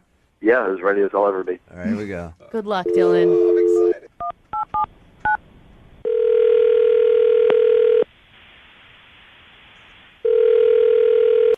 Hello, Hi, can I speak to Nikki, please? this is Nikki. Nikki, happy Valentine's Day. Oh, that's creepy. This is Jubal from Brooke and Jubal in the Morning on Moving 92.5. How are you? I'm fine. This is the radio. Yes. I'm calling because I wanted to talk to you for a second about a friend of yours named Dylan. You know Dylan, right? Yeah, of course. Well, Dylan has been a friend of yours for how long? Like 10 years? Yeah, 10 or 11 maybe. Yeah. All right. So you guys have been friends for a long time. Dylan recently told us that you went through a breakup. Sorry to hear that. Okay. This is very personal. He didn't tell us, that's all he said. He didn't give us any of the details. If you want to give me some of the details, I'll listen. But That's not why we're calling. he just said that you recently went through a breakup, and he ended up hanging out with you and a bunch of friends the other night. And he said that when you guys were out the other night talking, you were saying how you wanted a boyfriend who was also a good friend and everything else. And he felt like you were giving him signals like you might be interested too. So Dylan wanted us to call you and ask if you would be interested in going out with him. Dylan wants to take me on a date, like a romantic date. Yes, the most romantic date ever. Oh my God, tonight? I don't know when. He just said he wants to take out, but tonight would be perfect. It is Valentine's Day. Oh, my God. What do you think of Dylan? He's a great guy. That sounded like you just sort of slugged him on the shoulder, like, you're a nice buddy. Well, You're nice. yeah, he's like my brother. Oh, no. Okay, we don't want to hear that. Whoa. I am like your brother? Come on, Nikki. Dylan? Yeah, Nikki, that's Dylan. He was on the other line listening. Sorry about that. Oh my God. I'm a little confused because the other night when we were sitting outside and you were talking about you want to date somebody who's a friend, maybe I'm completely wrong, but Nikki, I think you were giving me all the signals to say, go for it. At least that's what it seemed like to me. I am so sorry. That is not what I was intending for it to be, at all. So you literally think of Dylan as a brother and not in sexual way or any sort of attractive way at all? No, not at all. And furthermore, I would feel a little bit uncomfortable dating two people at the same time. What? You're dating somebody? You just broke up with somebody. Hey, she's going to rebound. Don't mess with her. All right? Well, who are you dating? No, I mean, not seriously, obviously, but Scott just asked me out. Our buddy Scott. Oh, another Are friend? you kidding me? Are you serious? When did he ask you out? Like yesterday. What a mother. Dylan, is Scott a good friend of yours? I told Scott that I was going to ask you out. Like, this is unreal to me. I confided in him. I told him how I felt about you, and this is what he does. He goes out and asks you out. Oh, this is not how I wanted Valentine's I Day. have no idea. He, to be totally honest, had some stuff to say about you too. Like, I don't know what you guys have going on between you, but Nikki, clearly you guys need to have this discussion. Maybe not on the radio. Nikki, you're like that hot girl in the group of friends that every single dude wants to date, right? Oh, yeah, maybe. That'd be great. Okay. That's okay. I haven't been single in a long time. This is all very new for me. So you're like hanging out with your friends it's like sharks in a feeding frenzy. Wait, So Dylan, you talked to Scott and told him that you wanted to ask Nikki out, and he was like, "Oh yeah, you should go for it." Yeah, he was like, cool, bro. That sounds like... And he even said, he's like, you guys, it seems like there's something there. Like, he recognized it as well. Dude, that's breaking bro code. Like, Nikki, I think you're really awesome, and it's just a little messed up that you would go out with this guy who's talking trash about somebody else, you know? Like, is that really who you want to date? I know what I just said, but he wasn't being, like, crazy mean. He was just, like, you know, we were just talking about everybody. Like, you know, I've been spending a lot of time with my friends, and it's been really comforting right now, and it wasn't but like... now knowing that I confided in him, and then he goes and backstabs me, like, just think about, look, if you don't have feelings for me, like, granted, that doesn't make me feel great, of course, but think about who you're dating now with this guy. Like, that's just not the road you want to go down. You're doing the exact same thing to him. Also, how did I get in the middle of this all of a sudden? That is not what I You did it because Dylan was smart enough to call us. Yeah. Thanks, Dylan. Hey, Nikki, would love to offer you a date with Dylan, though. We'll pay for it. You're not seriously dating his buddy, Scott, who, frankly, did go behind his back and ask you out. You should think about that. So why don't you go out with Dylan instead? We'll pay for it. I don't want to be rude, but would you pay for the date with Scott instead? Oh, dude, You did not just say that, Nikki. Oh, I mean, I understood where you were coming from until then. I don't know Scott, but he sounds like a go-getter, so maybe. It just sounds like he must be really hot. Yeah, is Scott hot, Nikki? Yeah, he's not bad. He's, yeah. He's hotter than Dylan. That's what Nikki's saying. Dylan, do you have anything else to say to Nikki? Oh, my gosh. You know, I guess it changes the way that I sort of see you, and I wish that wasn't the case, but it does, so. Whoa, no! We've been together through everything. You can't end our friendship over this. You want to still stay friends, Nikki, after all this? Yeah. I would like to pretend that none of this ever happened, to be totally honest. Look, I mean, this whole thing with Scott, like, Right. I just think I need to step away from this circle of people. Like, it's just a little weird to me right now. All I have to say is I am so glad a successful Valentine's Day second date. Love is grand. Not only a relationship ruined in the romantic sense, but also a friendship gone. No! God, I love Valentine's Day. What have we done? Welcome back to The Bachelor. Right? Because that's exactly what the date was like that Trevor, who's on the phone for a second date update, took Jessie on. She was whisked away on a hot air balloon ride. They flew over a forest to a castle in the hills that he had rented out. There was a chef that cooked them a 5-course meal. This is insane. He even had a violinist and a cellist. Cellist. Somebody was having a celloism in there.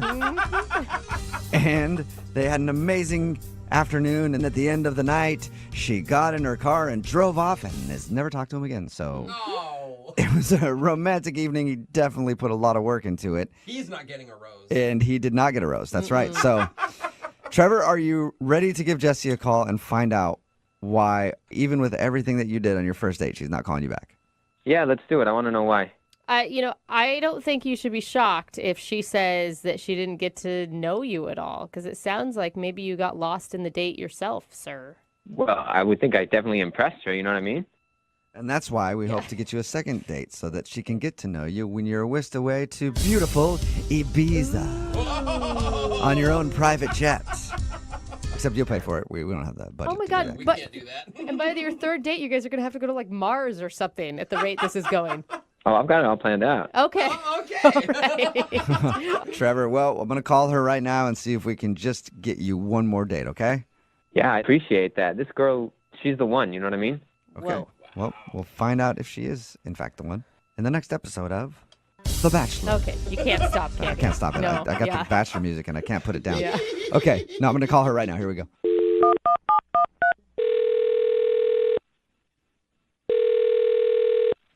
Hello? Hi, is this Jesse? Yeah, speaking. Hey, Jesse, how are you? This is Jubal from Brooke and Jubal in the Morning, the radio show. Okay. Are you familiar at all? No. Okay. Okay. What station are you on? It's not even important. What's important is that Why are you calling me? we got an email about you from one of our listeners, and that's why I'm calling. Can you tell me why? I sure can. Thank you for asking. It's a guy named Trevor. And you and Trevor went out on a date recently. Very low-key kind of thing. Yeah, Where you right. took a hot air balloon to a castle and had a private dinner. I don't know if you remember that because that's kind of a forgetful thing. Well, maybe you have to specify which one, right? Yeah, which castle? Yeah, which castle? No, I remember Trevor. Yeah. Okay, well, Trevor emailed us and is wondering why you're not calling him back. I mean, I just didn't think it was a good idea for us to go out again. What did you think of that date? I mean, it was crazy. It was a once-in-a-lifetime experience, for sure. Yeah. Good crazy? Was it good crazy?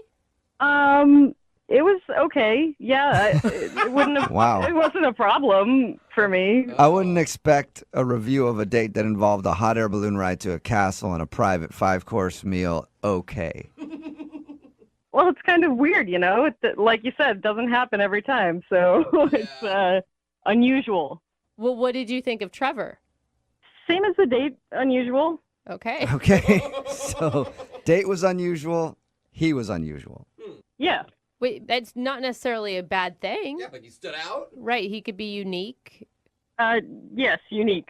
You don't even want to, yeah. He told you about the date? He told us about it. Yeah, we talked to him about it. And he told us, everything he did for you. He said that he had a great time. And he's really surprised why you don't want to see him again. I mean, did he tell you about the suit of armor? The what? The suit of armor. No, he left Nope. that detail out. Yeah, while we were eating dinner, he asked me if I wanted to see something cool. So I said yeah, and he left and came back in a full suit of armor. What? Flanking around. Dude, that's amazing. Oh my god. Okay, I'm excited about that. Like that, I'm super excited about that. But I have a feeling you weren't as excited as I am. Why? Why would he do that? Yeah. Well, I mean, he said it was one of his dreams, to be a knight. Oh my god. That's amazing. What was your reaction? Well, I thought it was kind of cool, but then he sat down. He tried to sit down back to his meal, but he just looked so uncomfortable. He And was actually sitting there. I thought maybe he was like, "You want to see something cool?" And then he got in the suit of armor, and was like prancing around, and then got out of it. He sat down at the table in a suit of armor. Oh my god. I just imagine you sitting next to this guy in a suit of armor. It's like squeaking every time he tries to lift his fork to his mouth. and the mask kept sliding down over his face, so he had to push it up to get the food in his mouth. Oh man, not a very noble night that you got to have dinner with that evening. At least it was some entertainment for the date. Is that what did him in then? The night, dressing up like a knight. I mean, I could get past that. It was funny. It was a silly thing. But we had a conversation about how amazing this date was and how he can afford to do all this stuff. And he told me that he recently inherited a bunch of money. Oh, nice. Oh. Okay, so he's rich. Well, that's what I thought at first. But then he told me that his inheritance was $15,000. What? He sounds like a millionaire. Wait, hold up. Did he just spend his whole inheritance on the first date with you? That's what I'm worried about. So wait, so he's acting like he's balling out of control, but he got a $15,000 inheritance. Yeah. And he basically said that he just wanted to live it up for now and do all this crazy stuff he dreamed about and didn't really care about saving anything for the future. Grandma leaves you $15,000. You're like, I've always wanted to be a knight. Time to make it happen. Yeah. Why didn't you tell him that? I mean, when he's calling you. I mean, it's none of my business what he does with his money, how he spends his inheritance, but I just don't want to be with someone who would spend it that way, really. So you don't see a guy who's willing to spend his $15,000 inheritance just so he can dress up in a suit of armor as like a long-term commitment type person? No. Oh, okay. Well, I'll let him know then. Actually, you know what? You can let him know because he's on the other line listening and wants to talk to you. What? Yeah. Sir Trevor, dost thou still occupy the phone line? Yeah, I'm still here. Oh, Trevor. I mean, I wanted to pull out all the stops, Jesse. You know what I mean? Like, I don't meet girls like you very often. Oh. I mean, I don't know what to say. I really appreciate that, but it seems like such a waste. No, but it wasn't a waste, Jesse, because every single thing I did at the castle with the hot air balloon, it was all for you. My maiden. I really appreciate that so much, but I just felt so bad that you spent all of that on me. It doesn't make any sense. We don't really know each other that well. But I want to get to know you, you know what I mean? And you deserved it. All of it. I don't know what to say. You can say we'll go on a second date. Slow down, Tiger. Say that, Jesse, if you want. I know you like me, and it's really sweet, but I can't wrap my head around spending that kind of money on that date. It seems crazy to me. Are you trying to, was it too much? Is that? Oh my God, how are you just now getting that, Trevor? It's all too much. But you loved it. I thought you loved it, and I have the money to pay for it, so it's fine. I mean, you do right now, but you can't just spend your money like it's nothing. It just goes against my own values, and I feel like it says something about you. That I'm romantic? I don't. Yes, I think that's what she was going with. Maybe a little Trevor. too romantic, Trevor, like out of your price range romantic, you know? If we just had a normal date, go out to dinner, I would definitely be on board for a second date. But that whole situation was just so crazy, and I don't know if I can, get over that. What about a normal dinner then? We can go out for a normal dinner for our second date because, I mean, I can't really afford much else right now anyway. So. You spent all the money. All right, well, thanks for setting that up, Trevor. Jesse, would you like to go out with Trevor one more time for another date? We will pay for it. He just doesn't seem that responsible. For the future, I want to be with someone who can handle whatever money they have responsibly. Mm-hmm. And Trevor, I don't think that's you. Okay, but listen, I have something to tell you. That inheritance that I got, right, that was only from one relative. And I have another relative who will probably be passing away within the next year. Whoa. Another 15 grand coming your way. Oh my God. This just keeps getting worse. Are you just sure? waiting for your relative to die? Dude, listen. So you got to get your money somehow. Jesse, are you sure? Because Trevor will be in the money again soon. I'm even more sure than I was before. I think that you're making probably the right decision. I think so too. Yeah, Trevor. Oh. I don't know. I'm just really disappointed about this whole thing, Jesse. I mean, I get it. You don't like castles. Yep, that's it. I don't think that's the whole issue. Alex is on the phone with us right now about to do a second date update. He emailed us about a girl he met named Courtney. Courtney isn't giving him a call back after their date. They went to Panera Bread for lunch. He thinks he made a mistake when he told her that he dresses up as Gambit for Comic-Con. And all of his friends agree with him and said, dude, you shouldn't have told her that. She's going to think you're a nerdy guy and not want to date you. I have a hard time believing that would scare a girl away, just knowing that you do that. Because like I said, at least you're passionate about something, you know? Yeah. Yeah. All right, Alex, we're going to give her a call right now. You ready? Okay. Here we go.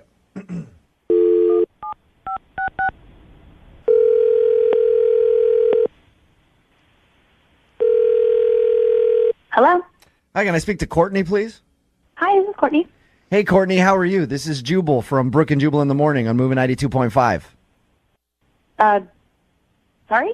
This is Jubal from Brooke and Jubal in the Morning on the radio station Moving 92.5. You got a second? Sorry, what's this about? I don't know. Do you listen to the show at all, Courtney? Have you heard the second date update before? Yes, sometimes. Sometimes, okay.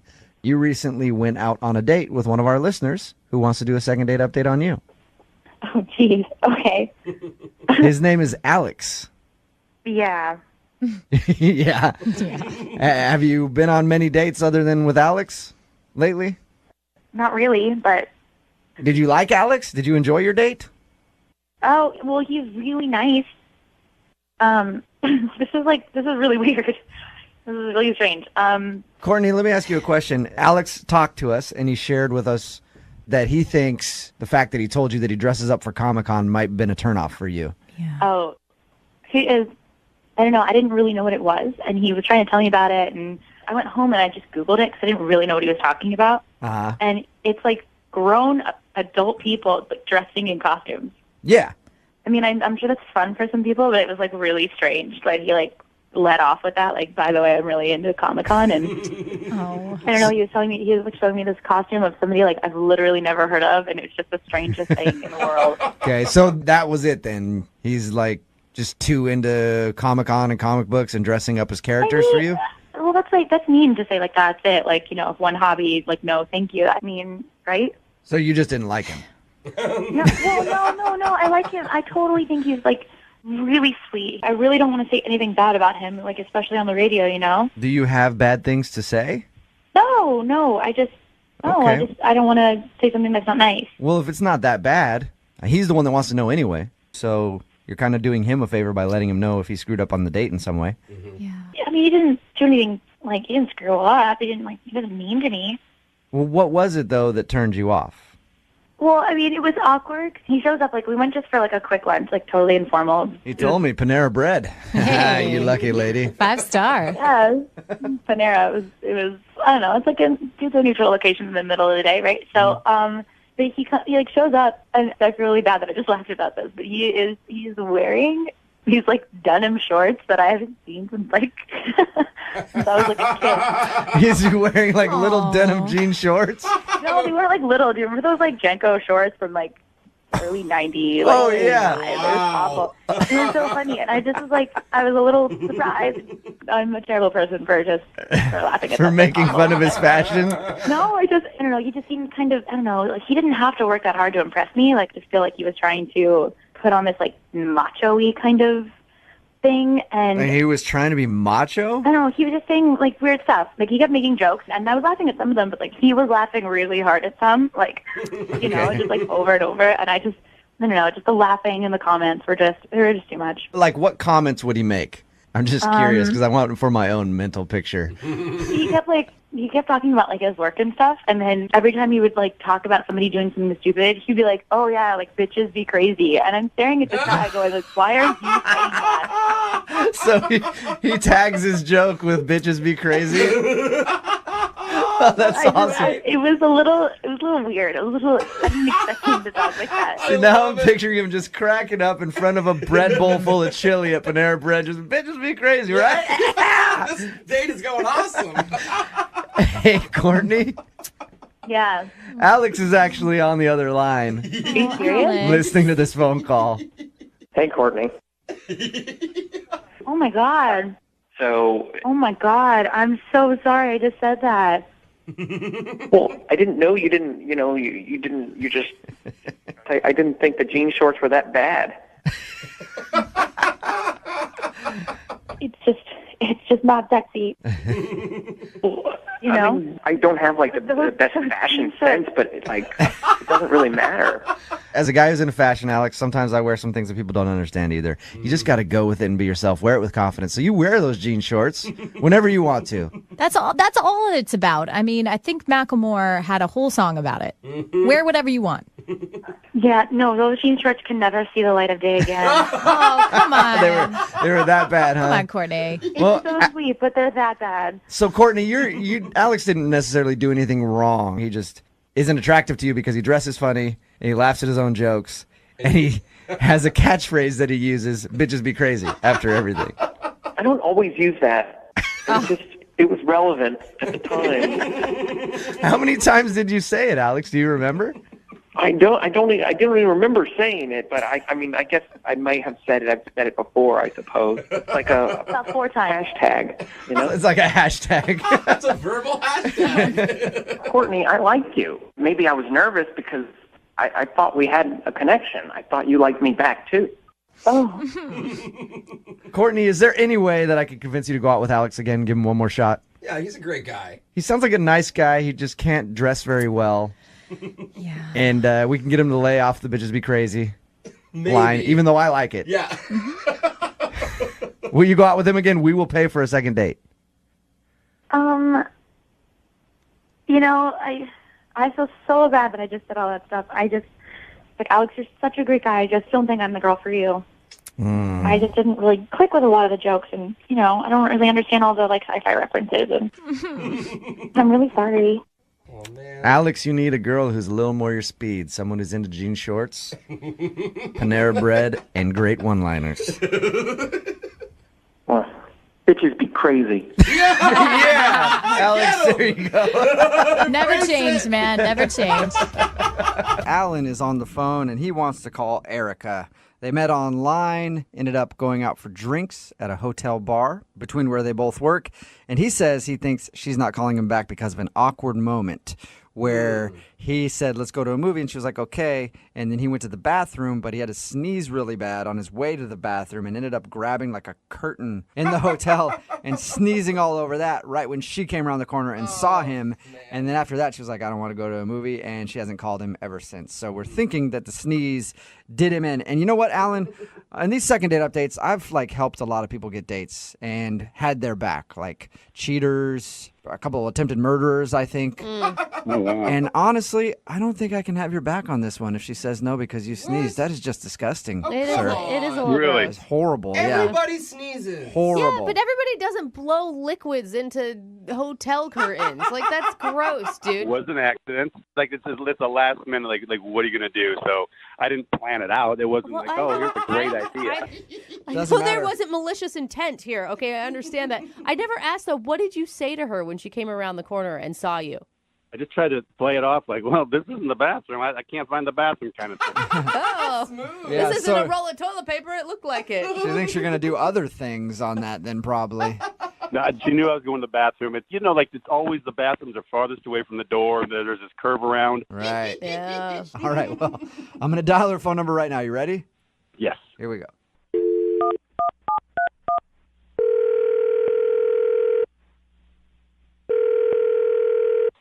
Hello? Hi, can I speak to Erica, please? This is Erica. Hey, what's up, Erica? How are you? This is Jubal from Brooke and Jubal in the Morning. It's a radio show? Did I win something? Well, maybe. I don't know. We'll find out, I guess. I'm calling you because you recently went out on a date with one of our listeners, and they emailed us to see if we could get a hold of you. Oh, okay. Yeah. Weird, huh? So you might have won a date with this person, maybe. Oh. Yeah. She's Yeah. like, who's the mystery man? It's a segment we do on our show called the Second Date Update. So you recently went out with a dude named Alan. Oh. Yeah. Yes, I did. Not as excited Alan. anymore. No, not super excited. So you didn't like Alan? Sorry, I don't know if I want to talk to you guys about this. Well, This is awkward. I know it's awkward, but Alan really wants to know why you're not calling him back because he said he enjoyed your date a lot and really felt like you guys connected. Oh, gosh. Oh, that's sweet, isn't it? That's what it sounds like. Bless his heart, he thought we connected. That was he read that really wrong type of response. Yeah, I think he kind of did. Honestly, Yeah. it was. I mean, if I'm being honest, I felt like the whole date was kind of just a bust from the start. Really? Why? What? I mean, from the very beginning? Yeah, I just felt uncomfortable like the whole time we were together. It was just very awkward and uncomfortable and Dude. Well, you guys were on two separate dates then because he didn't feel that at all. He thought you guys were getting along perfectly. Yeah, he said that you guys were like connecting, talking about your families, sharing intimate details of your lives together. we talked about that stuff because, I mean, what else are you going to talk about on a first date? Like, of course you're going to say, you know, do you have any siblings? Where's your family from? Like, it's all just stupid small talk, but that doesn't mean we were connecting. Well, according to him, it meant you were connecting. Okay. What did he do that made you feel so uncomfortable? Or what about the date made you feel uncomfortable? I guess, those people who are like just close talkers? Oh, yeah. Yeah. He is one of them. He's just a really close talker. So he was like leaning in, like super close to my face the whole time. Like literally I could feel the heat of his breath against my skin. Yeah, that's the worst. Everyone just felt that for you. Yeah. Thank you. Yeah. Thank you. Did it seem like he does that normally, or was he doing it to you because he was trying to be sexy? That's an excellent question. I wish I knew. I never met him before, so I don't know if that's just how he is or if he was trying to be like flirty or seductive, but it was like I would try to lean away and then he would come closer and it was like a vicious cycle. When was the point where you knew that there was no way that you were going to go out with this guy again? At one point he went to go get us drinks. So I was like, okay, this is good. He'll come back and like I'll establish some more space between us. And then when he came back, he like even stood close to me and just like watched me while I drank. It was like every move I made, he was just like there in my Weird. face. Whoa. That is strange. Okay, so why did you make plans to go to the movies with him then? Well, yeah, I said yes to it because it seemed like an easy way for me to at least get away from him for like a second. So then I could like text him and say that I had like a stomach ache or something because I couldn't get away from him otherwise. Oh, all right. So you were just trying to ditch him. Wow. Yeah, I was trying to ditch him, and then I ran into him when he was looking for the restroom. That sucks. He told us that he saw you on the way out when he was looking for the restroom, and it seemed awkward between you guys at that moment.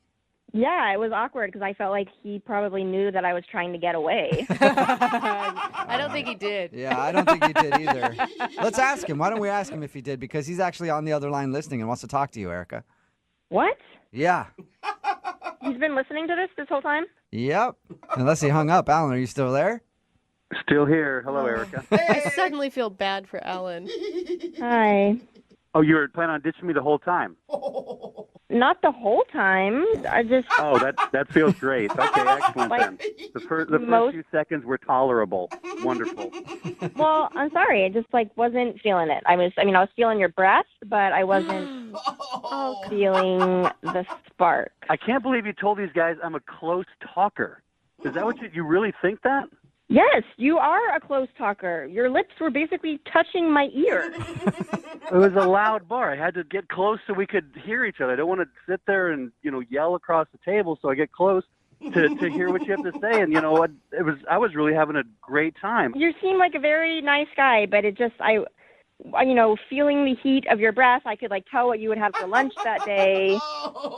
It seemed like maybe it was fish and chips. I don't know. Oh, my gosh. Yeah, that shows what you know. It was chicken strips. Okay. So how close could he have been talking, Erica, if you got the food wrong? Well, my mistake. I stand corrected. Come on, Alan, have you ever had a problem before? Has anyone ever told you that maybe you invaded other people's personal space? This is news to me. Like I was telling you earlier, I was so excited. Everything was going so well, I thought. And then it's like, then just say something. Just, that's a date. Just go, hey, back up a little. I don't know, give me a chance, Would that have worked, Alan, if Erica said, hey, you're, really in my face, back up, and then just, shoulder checked you out of the, back a few inches? It doesn't have to be shoulder check, but just, or something like that. Yeah, I mean, I can't read minds.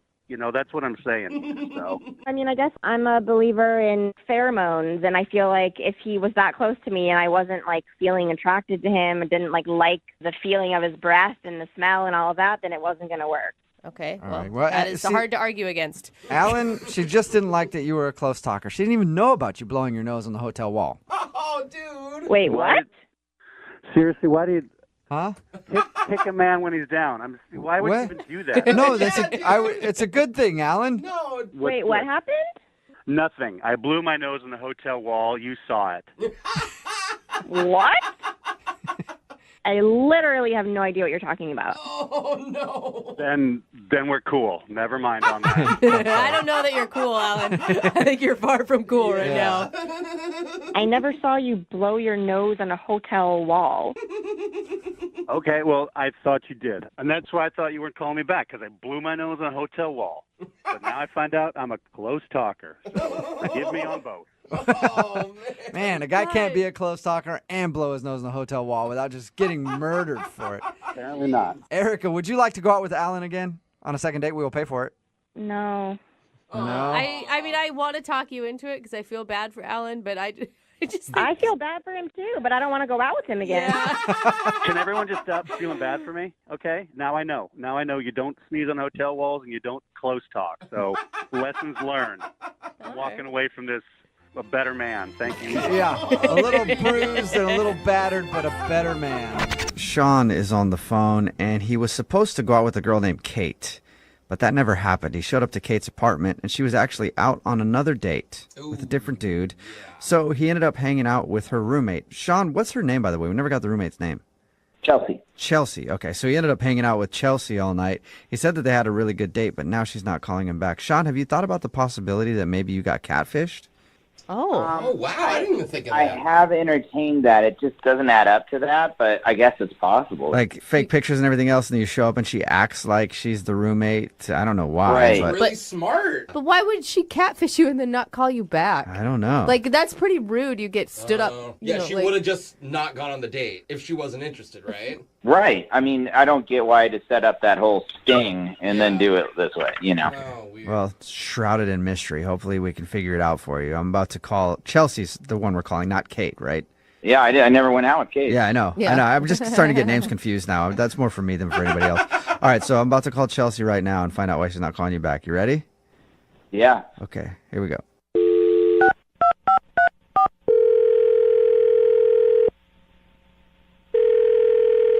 Hello, Hi, is this Chelsea? this is she. Hi, Chelsea. How are you? This is Jubal from Brooke and Jubal in the morning. Oh, is this about my dry cleaning? Because I'm picking it up today, I promise. Oh, my God. Chelsea. No, it's not about your dry cleaning. But suddenly I understand who you are because I'm the same person. I will let them know, though, you're picking it up. Yeah, you're not going to, though. Let's be honest. Okay, I'm sorry. I don't. Who's this? This is Jubal from Brooke and Jubal in the morning. It's a radio show. Okay. And we don't do dry cleaning, but we might start. I'm confused. Did I win like a prize or something? No, we actually do a segment on our show called The Second Date Update. That's where if you go out on a date with somebody and then don't call them back after, they can email us to get you on the phone and try to find out what happened. So we got an email about you from a dude named Sean. Oh my God. Yeah. Okay. I mean, I know Sean. Yeah, he told us. He told us about how he actually was supposed to go on a date with your roommate. Yeah. He showed up and I felt really bad. So I just said, like, we can go to a bar and hang out for a little. Yeah. You pity dated him, is what he said. I mean, it wasn't like full on pity because, like, if I didn't want to hang, I wouldn't have. But, like, it's not like he had a date with me. But did you enjoy hanging out with him, though? He thought that you guys had a great time and actually had a really good date, even though he wasn't supposed to be on a date with you. Did he tell you, like, everything that happened, everything we talked about? I mean, here's what he told us. He said that you guys hung out at the bar and you played a game called Put It in the Hole, where you try to throw things in each other's mouths. He told us that you kissed, and he said at the end of the night, you guys were laughing and having fun, and he thought it would be totally cool to hit you up again for another date, but he's tried to do that, and you haven't answered him. Yeah. I mean, the game was, like, fun and all, but honestly, he doesn't seem really honest, and I'm kind of, like, skeptical if he was telling me the truth or not when we went out. What do you think he was lying about? Everything. Whoa. What? He said, like, he's been struck by lightning 3 times. Oh. And, like, I honestly, I don't even know anyone who's been struck once. Yeah, that's Yeah. pretty rare.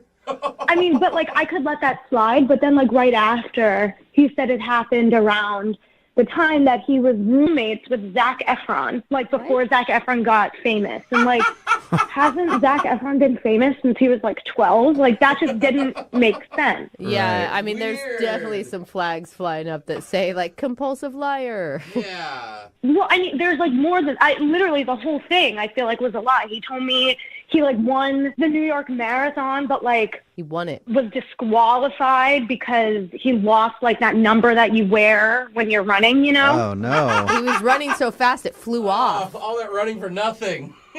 I mean, like, he is in really good shape, but like to win a marathon, like, wouldn't I have heard about it? Like, if I Googled him, would have seen that? Like, Yeah, you would know? think so. I know a dude like that who tells the tallest tales ever, and you're like, that did not happen. But like that's not even the worst of it. I think the worst one was he told me he hooked up with like 2 Victoria's Secret models on Kendrick Lamar's private jet. Oh, wow.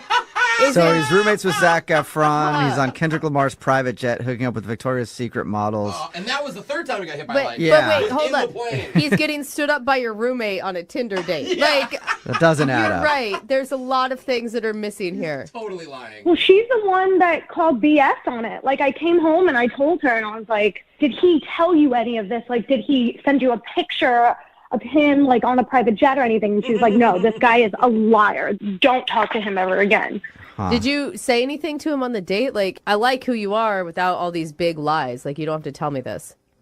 I didn't, like, outright tell him that he was lying because he does, like, the way he told the stories, I started to believe him. Because, like, what do I know? I don't know if it's not true or not. Like, maybe he really does have this crazy, extravagant life. Who knows? Maybe we should ask, because he's actually on the other line listening and wants to talk to you. Wait, he's what? He's on the other line and wants to talk to you. Unless Kendrick Lamar tried to call through, they might have taken his call. I don't know. Sean, are you still there? Yeah, I'm still here. Oh, my God.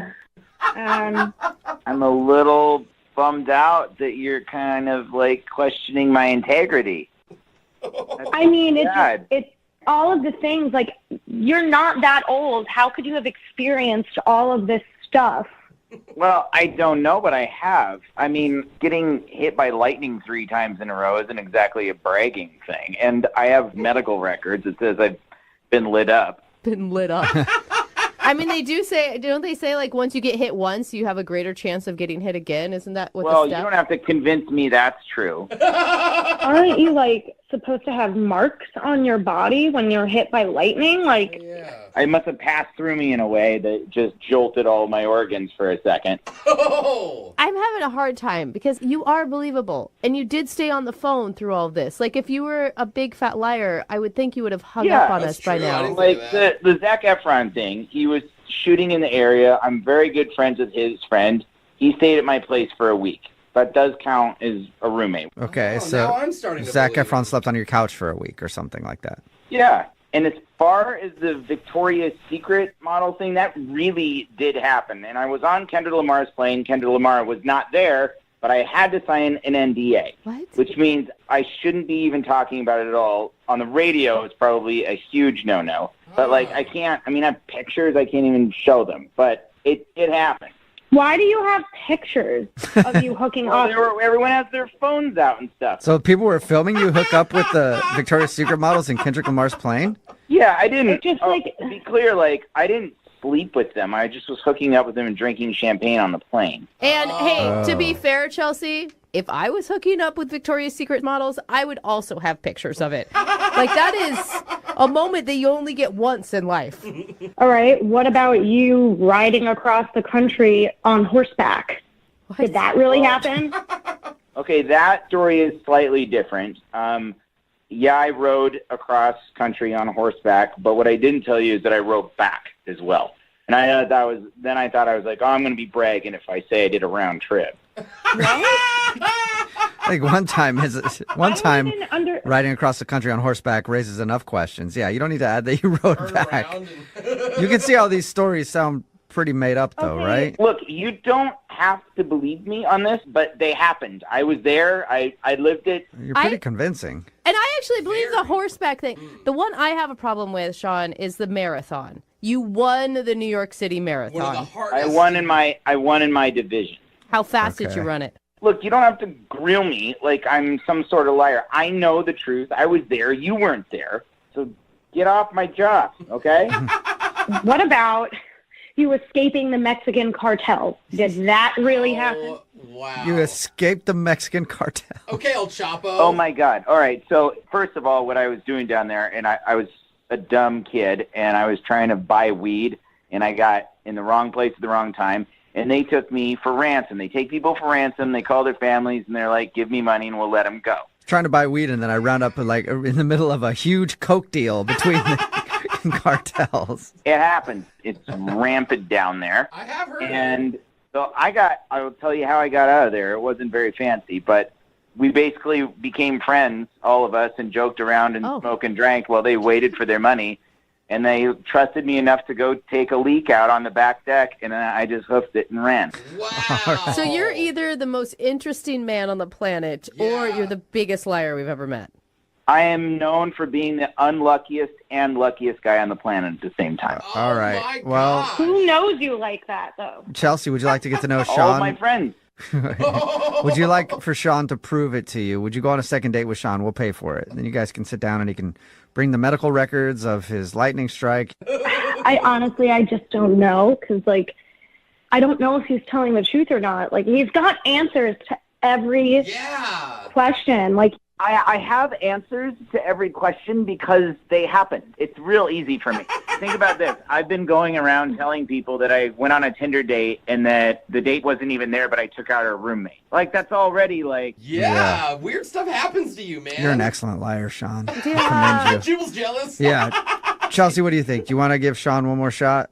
I do think I'm going to go on a date and see what happens. Oh, my Okay. gosh. All right.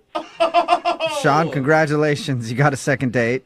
Yay. Yeah, bring along your medical records and all that stuff.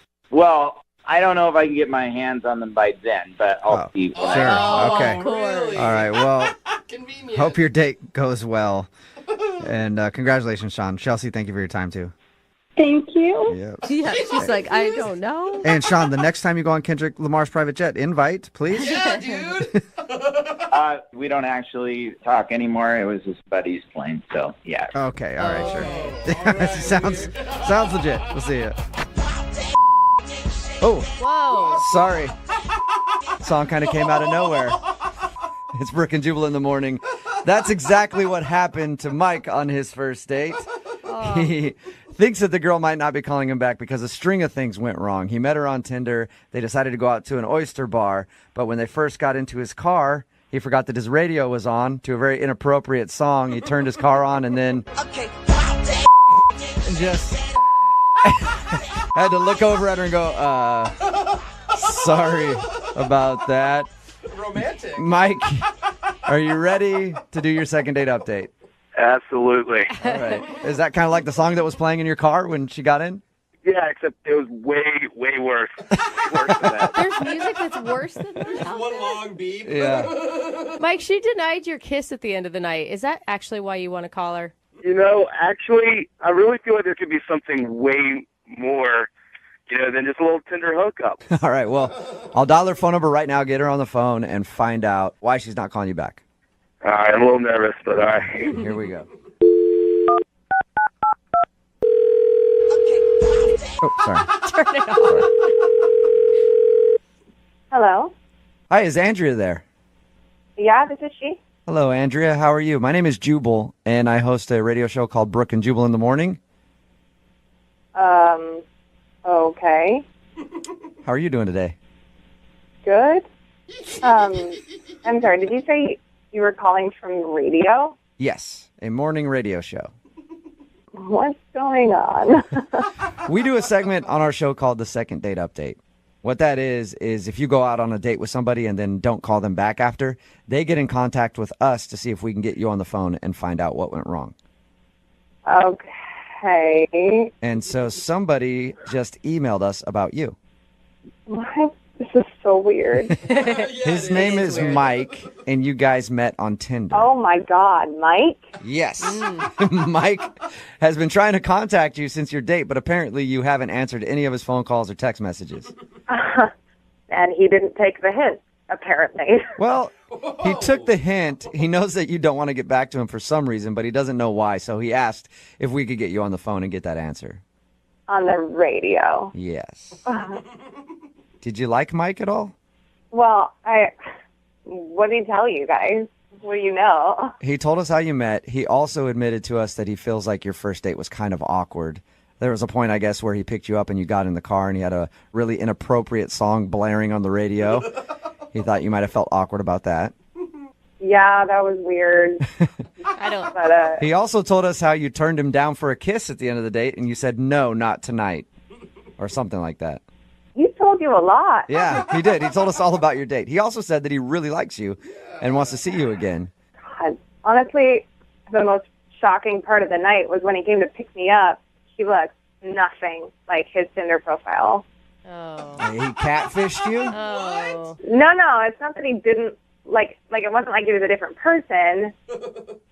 He had bruises all over his face. What did? Wait, when he came to pick you up? Like he looked like he got the kicked out of him.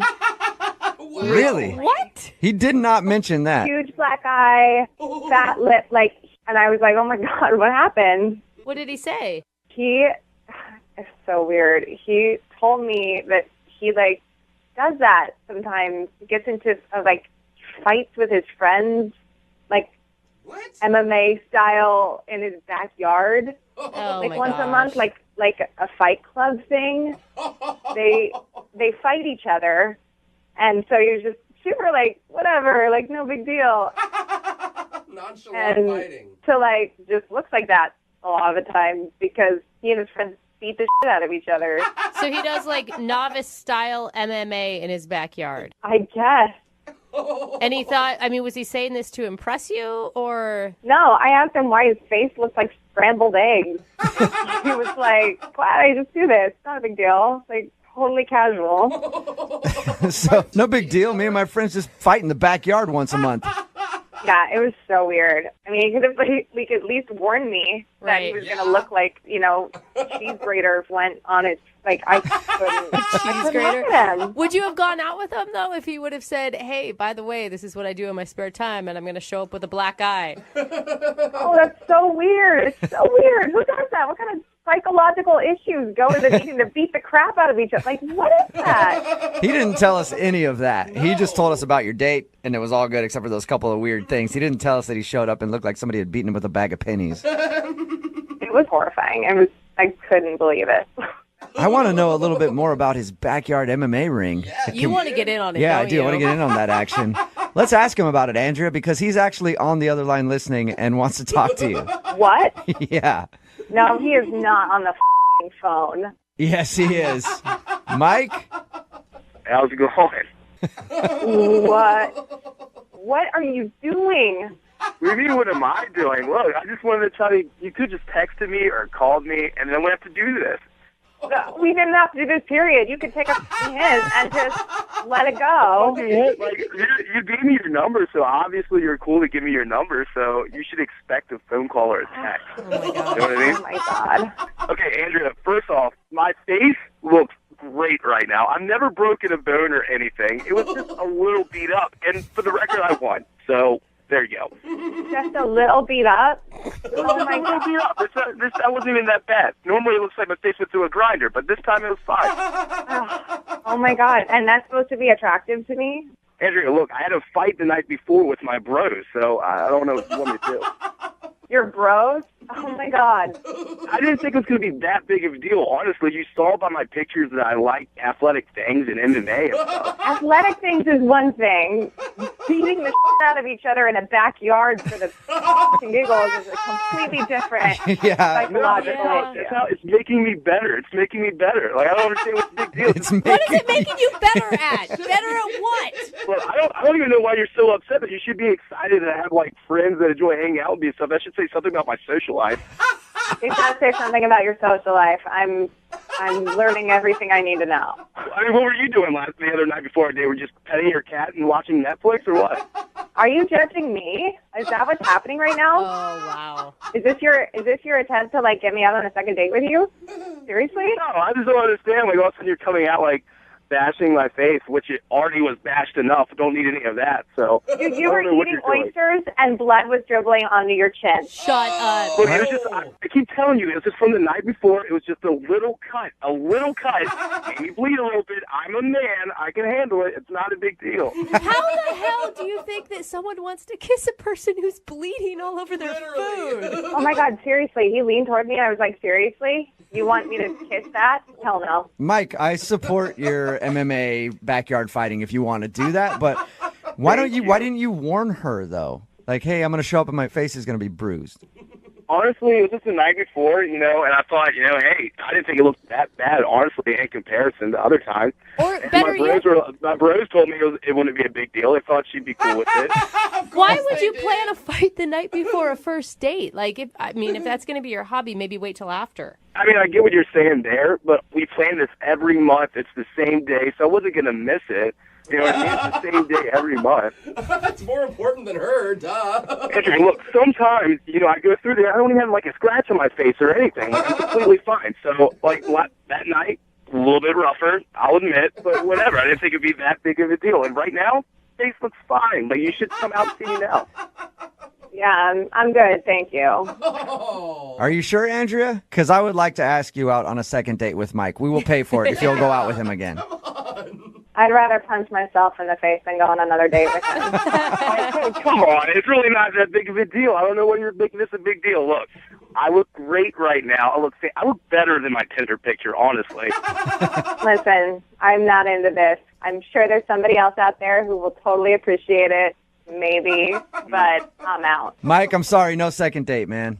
That's a bummer, man. I really liked her. Yeah, I know. Hey, you know what, Mike? Sometimes in dating, it can give you the uppercut and you can be up against the ropes. But I know that you can get back on track and stand up like the true champion you are and get back in the dating world and do your thing again, Mike. Awesome, bro. Let's go do this right now. Why don't you just come fight with me? I am not going to one of your backyard brawls, Mike. Come on, man. No. Don't do it. I don't want to do it. I'm personally still confused what a caramely laugh sounds like. Eileen is on the phone with us. She described the guy that she wants to call today as having very good hygiene because she could tell that he flosses. She liked that about him. She said he was quick-witted, funny, and had a caramely laugh, which I'm thinking probably sounds like this. No. Yeah, Is that right? Is that right, Have you ever Eileen? eaten caramel before? Do you even know what caramel is? Apparently That's what not. I would describe as a caramely laugh. Okay, so the person laughing in the background is not a caramely laugh. That's not a caramely laugh either? Yeah, All right, there so it is. neither of us have caramely laughs, Jose. Like All right. this, like it's like confidence, like a deep-seated confidence, like ha ha ha ha ha. Oh, okay. Yeah. You mean, all right, so it was like, Yeah, I went on a date with Cookie Monster. Yeah, good all job. right. Smooth and sexy right Okay, there. we're about to call him right now. His name is Paul, and Eileen thinks that he might not be calling back because when they got back to her place, they were having a glass of wine, and she cheersed him and said, hey, here's to not hooking up tonight, just letting him know that he's not going to get any. And he left shortly after that. She's hoping that that's not the case because she'd like to see him again, but that's the only reason you can think of. Other than the fact that I'm a little aggressive, and I might have asked him to laugh on cue at one point. Would you like him just laugh again for me? Oh, my God. Oh God, it was so sexy. All right, well, I can't wait to hear his caramely laugh. I'm going to dial his phone number right now and see if we can find out why he's not calling you back, okay? Thank you.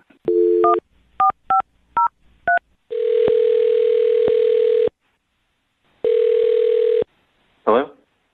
Hi, is Paul there? This is he. Hey, what's up, Paul? How are you? This is Jubal from Brooke and Jubal in the morning. Okay. Sorry, who is this? My name is Jubal, and I host a radio show called Brooke and Jubal in the morning. Hi. How can I help you? Well, I'm calling you today because one of our listeners actually sent us an email about you. What? It was about your laugh and how sexy it is. A lot of it was about your laugh. Okay. Thanks for calling. I'm not really interested in just one of those prank call shows. It's very funny. This I is wish not. you luck. I'm not very interested. No, Paul, I promise this is not a prank phone call. They really did compliment your laugh in the email. It's actually from a girl that you went on a date with. Her name is Eileen. All right, yeah. And Eileen sent us an email about you because she really enjoyed the time that you spent together, but now you're not calling her back after your date. So she wanted us to get you on the phone and find out what went wrong. Oh, boy. Seems like an odd way to do this. I don't really see how that's any of your business. Well, I mean, I guess technically it's not really, but Eileen sort of made it our business because she asked us to call you. She just wants to know why you won't go out with her again. Can you give us anything? It's because she's not a good person. What? Whoa. We talked to her and she sounded like a great person. Well, I went on a date with her, and I'm sorry, I don't see myself having a future with someone who's a murderer. Wow, you went from bad person to murderer. Whoa, murderer? Look, you called me. What do you want? I just would love to know how you figured out that Eileen is a murderer. Who did she kill? That's a big claim. Did you see her on like America's Most Wanted or something? Look, she's very engaging and charming. We went out. We had a good dinner. We went back to her place. She invited me in. I don't normally say yes on the first date, but I was having a great time. Yeah. And then we went into her place, and she had a stuffed goose on the wall. What? I thought you were going to say like there was a dead body in the freezer or something. There was a dead body hanging on the wall. And I asked her about it, and she told me she's a hunter, all right? And she went hunting, found that thing, hunted it down, tracked it down, killed it in cold blood. And this is not funny. I'm sorry. It just there were. Well, you can see how. I mean, it kind of sounds that way because you called her a murderer, and then you're telling us because she is a murderer. Okay, animal lives mean a lot to me. But there's a lot of people that hunt for food and for recreation. Yeah, there's a lot of people who hunt, and fine, that's their life. They can live that way if they want to. I'm not going to be involved with someone who does, and I'm certainly not going to be involved with someone who hunts just to put them up on their wall like trophies. She had a boar's head in there. There were ducks. It's like being in a horror movie, okay? I have no interest in dating a butcher, all right? I have no interest in dating a murderer. But you can laugh all you want. Animals are lives, too, and she's a murderer. You take a life, no matter what, you're a murderer. You can tell her that. You can tell her that's why we're not having a second date. all right, well, you know angry. what, Paul? I don't actually have to tell her that you think she's a murderer because she's on the line listening and probably would love to talk to you right now. Are you freaking serious? You're calling me a murderer because I like to hunt? Yeah, I am. I just don't understand. You were at my house. Why didn't you say something then? You literally said, oh, cool. I was being polite, okay? I was being polite because I wanted to leave as quickly as possible. I don't know, if you're going to kill one animal, maybe you'll kill another one. So wait, Paul, you left because you were scared of her? I left because I was disgusted that she would take a life, yes. I mean, honestly, it's not like I was killing like an elephant. It's a f***ing goose. They're vermin. Literally, you have to hunt them. Otherwise, they will cause problems like airplane crashes and car crashes. I'm doing everyone a favor. I'm saving tax dollars. You should be thanking me. It's a lot of tough talk from someone who has to hang birds on their wall to feel good about themselves. I don't hang birds on my wall to feel good about myself. I do it because I love natural history, and I love the idea of being proud of what I can do in my culture and my past. It's way more You beautiful love than just ordering natural a plastic history so pizza. much that you're just going to go out and kill it? That makes a lot of sense. I just think it's disgusting that you would criticize and judge me based on something that brings me so much joy and happiness. My father took me hunting. It's a part of my happiest memories. Every time I look at the boar on the wall, I think about how great my childhood was. You know, probably how you feel about, like, I don't know, douching yourself or something. I can't handle that. That was the kind of discourse I expect from a murderer. Oh, my God. Because you are a murderer. I stood in your living room. I saw the bodies of defenseless animals staring at me. Have you ever made eye contact with these animals? I'm sure you haven't. You think you have, but you haven't. You haven't looked into their souls and seen the pain on their faces when their lives were taken by some woman with daddy issues who went out to go hunt just to feel good about herself. Are you kidding me? Grow some f***ing balls, dude. Like, have you ever even held a gun? Do you even know what you're talking about, or are you just speaking out of your ass? I'll say it takes a lot more to to save a life rather than take a life, okay? You ever think about it when you stick a gun in those animals' faces, that they have families, that they're just like people? They have lives that you're destroying just so you can have some decorations in your living room? Oh my God, Paul, thank you so much. You've made it so clear for me. I really get it now. Yeah, because the last time I saw a f***ing goose build a skyscraper like a human did, or the last time I saw a goose, like, solve a math problem like a human did, yeah, they're just like humans. The next one I see, I'll nickname it Paul, and I'll remember that it has a soul before I kill it. Hey, that leads me to my question. Paul, would you like to go out on a second date with Eileen? We will pay for it. I want to go on a second date with him. Well, I know. I just thought I'd ask him. You sure made a lot of phone calls trying to get a hold of me if you don't want to go on a second date with me. There's a lot of that. Yeah, and leave it to a pussy like you to not even respond. I should have known. Only a little girl wouldn't respond. A real You man need would to have been kill like, animals nah, to feel bitch. good about yourself, and you need to get a radio station to find you a man. Wonderful. You're a real tough hero. Whatever. Enjoy your f***ing easy bake oven, you little bitch. Paul, thank you for your time. Are you still there? Oh, my Eileen, I think you scared him off. Oh, you guys, this is so... Oh, I'm so mad. Like, I wasted wine on that idiot. Scott, I want to let you know during that song, I was able to slam a protein shake, so I'm on my A game. This second part of your second date update is going to go great. I can feel it. I appreciate it, bro. Yeah, no problem, bro. If anybody's tuning in right now, Scott is on the phone with us. He went out with a girl named Abby. Feels like he wasn't on his A game during the date because he didn't work out earlier in the day. And there's nothing really glaring that happened during your date that you can think of, Scott. You just felt kind of awkward about the whole Yeah, thing? just a little awkward. Yeah, just a little off. I don't know what's going on with me. I will say, I think it takes a big man to admit that he wasn't on his A game.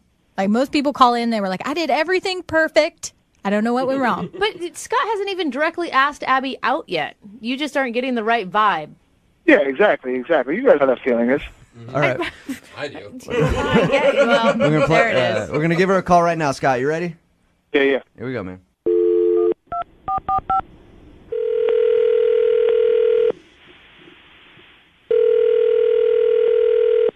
Hello, Hi, is Abby there? this is her. Abby, this is Jubal from Brooke and Jubal in the morning. I'm moving 92.5. How are you? I'm sorry. This is Jubal from Brooke and Jubal in the morning on the radio station moving 92.5. Okay. Abby, I'm calling you because you recently went out with a friend of the show. His name is Scott. Okay.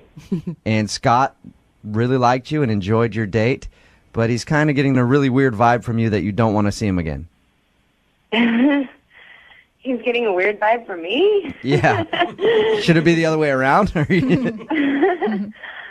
mean, I don't want to throw anybody into the bus or anything, but I don't think I'm the one that's being weird. You think that Scott is weird?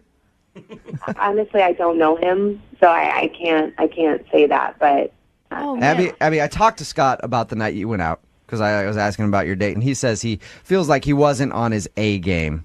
Did he seem kind of off to you?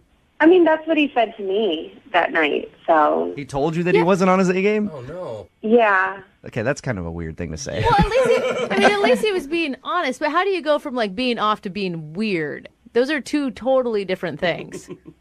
You know, there's this one moment that I went into the bathroom and, I was gone for a couple minutes and I came back and he wasn't facing the bathroom, so his back was towards me. And I was getting closer to the table and I saw that he was kind of moving his head up and down. And I kind of thought that was weird and I went up to him and I was like, hey, what are you doing? And he was like, oh, I missed my workout, so I'm just getting in some butt clenches. What?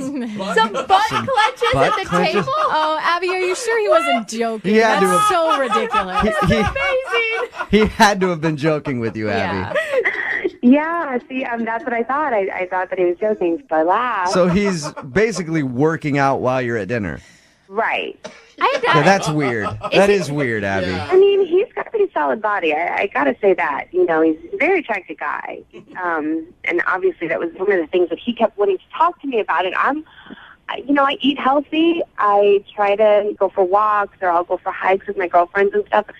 And there was one point where he asked me, he was like, oh, what gym do you go to? And I told him I didn't go to a gym. And he started asking more questions, like, why? What's so bad about working out? And I was like, it's just not my thing. You know, I've never been into going to the gym.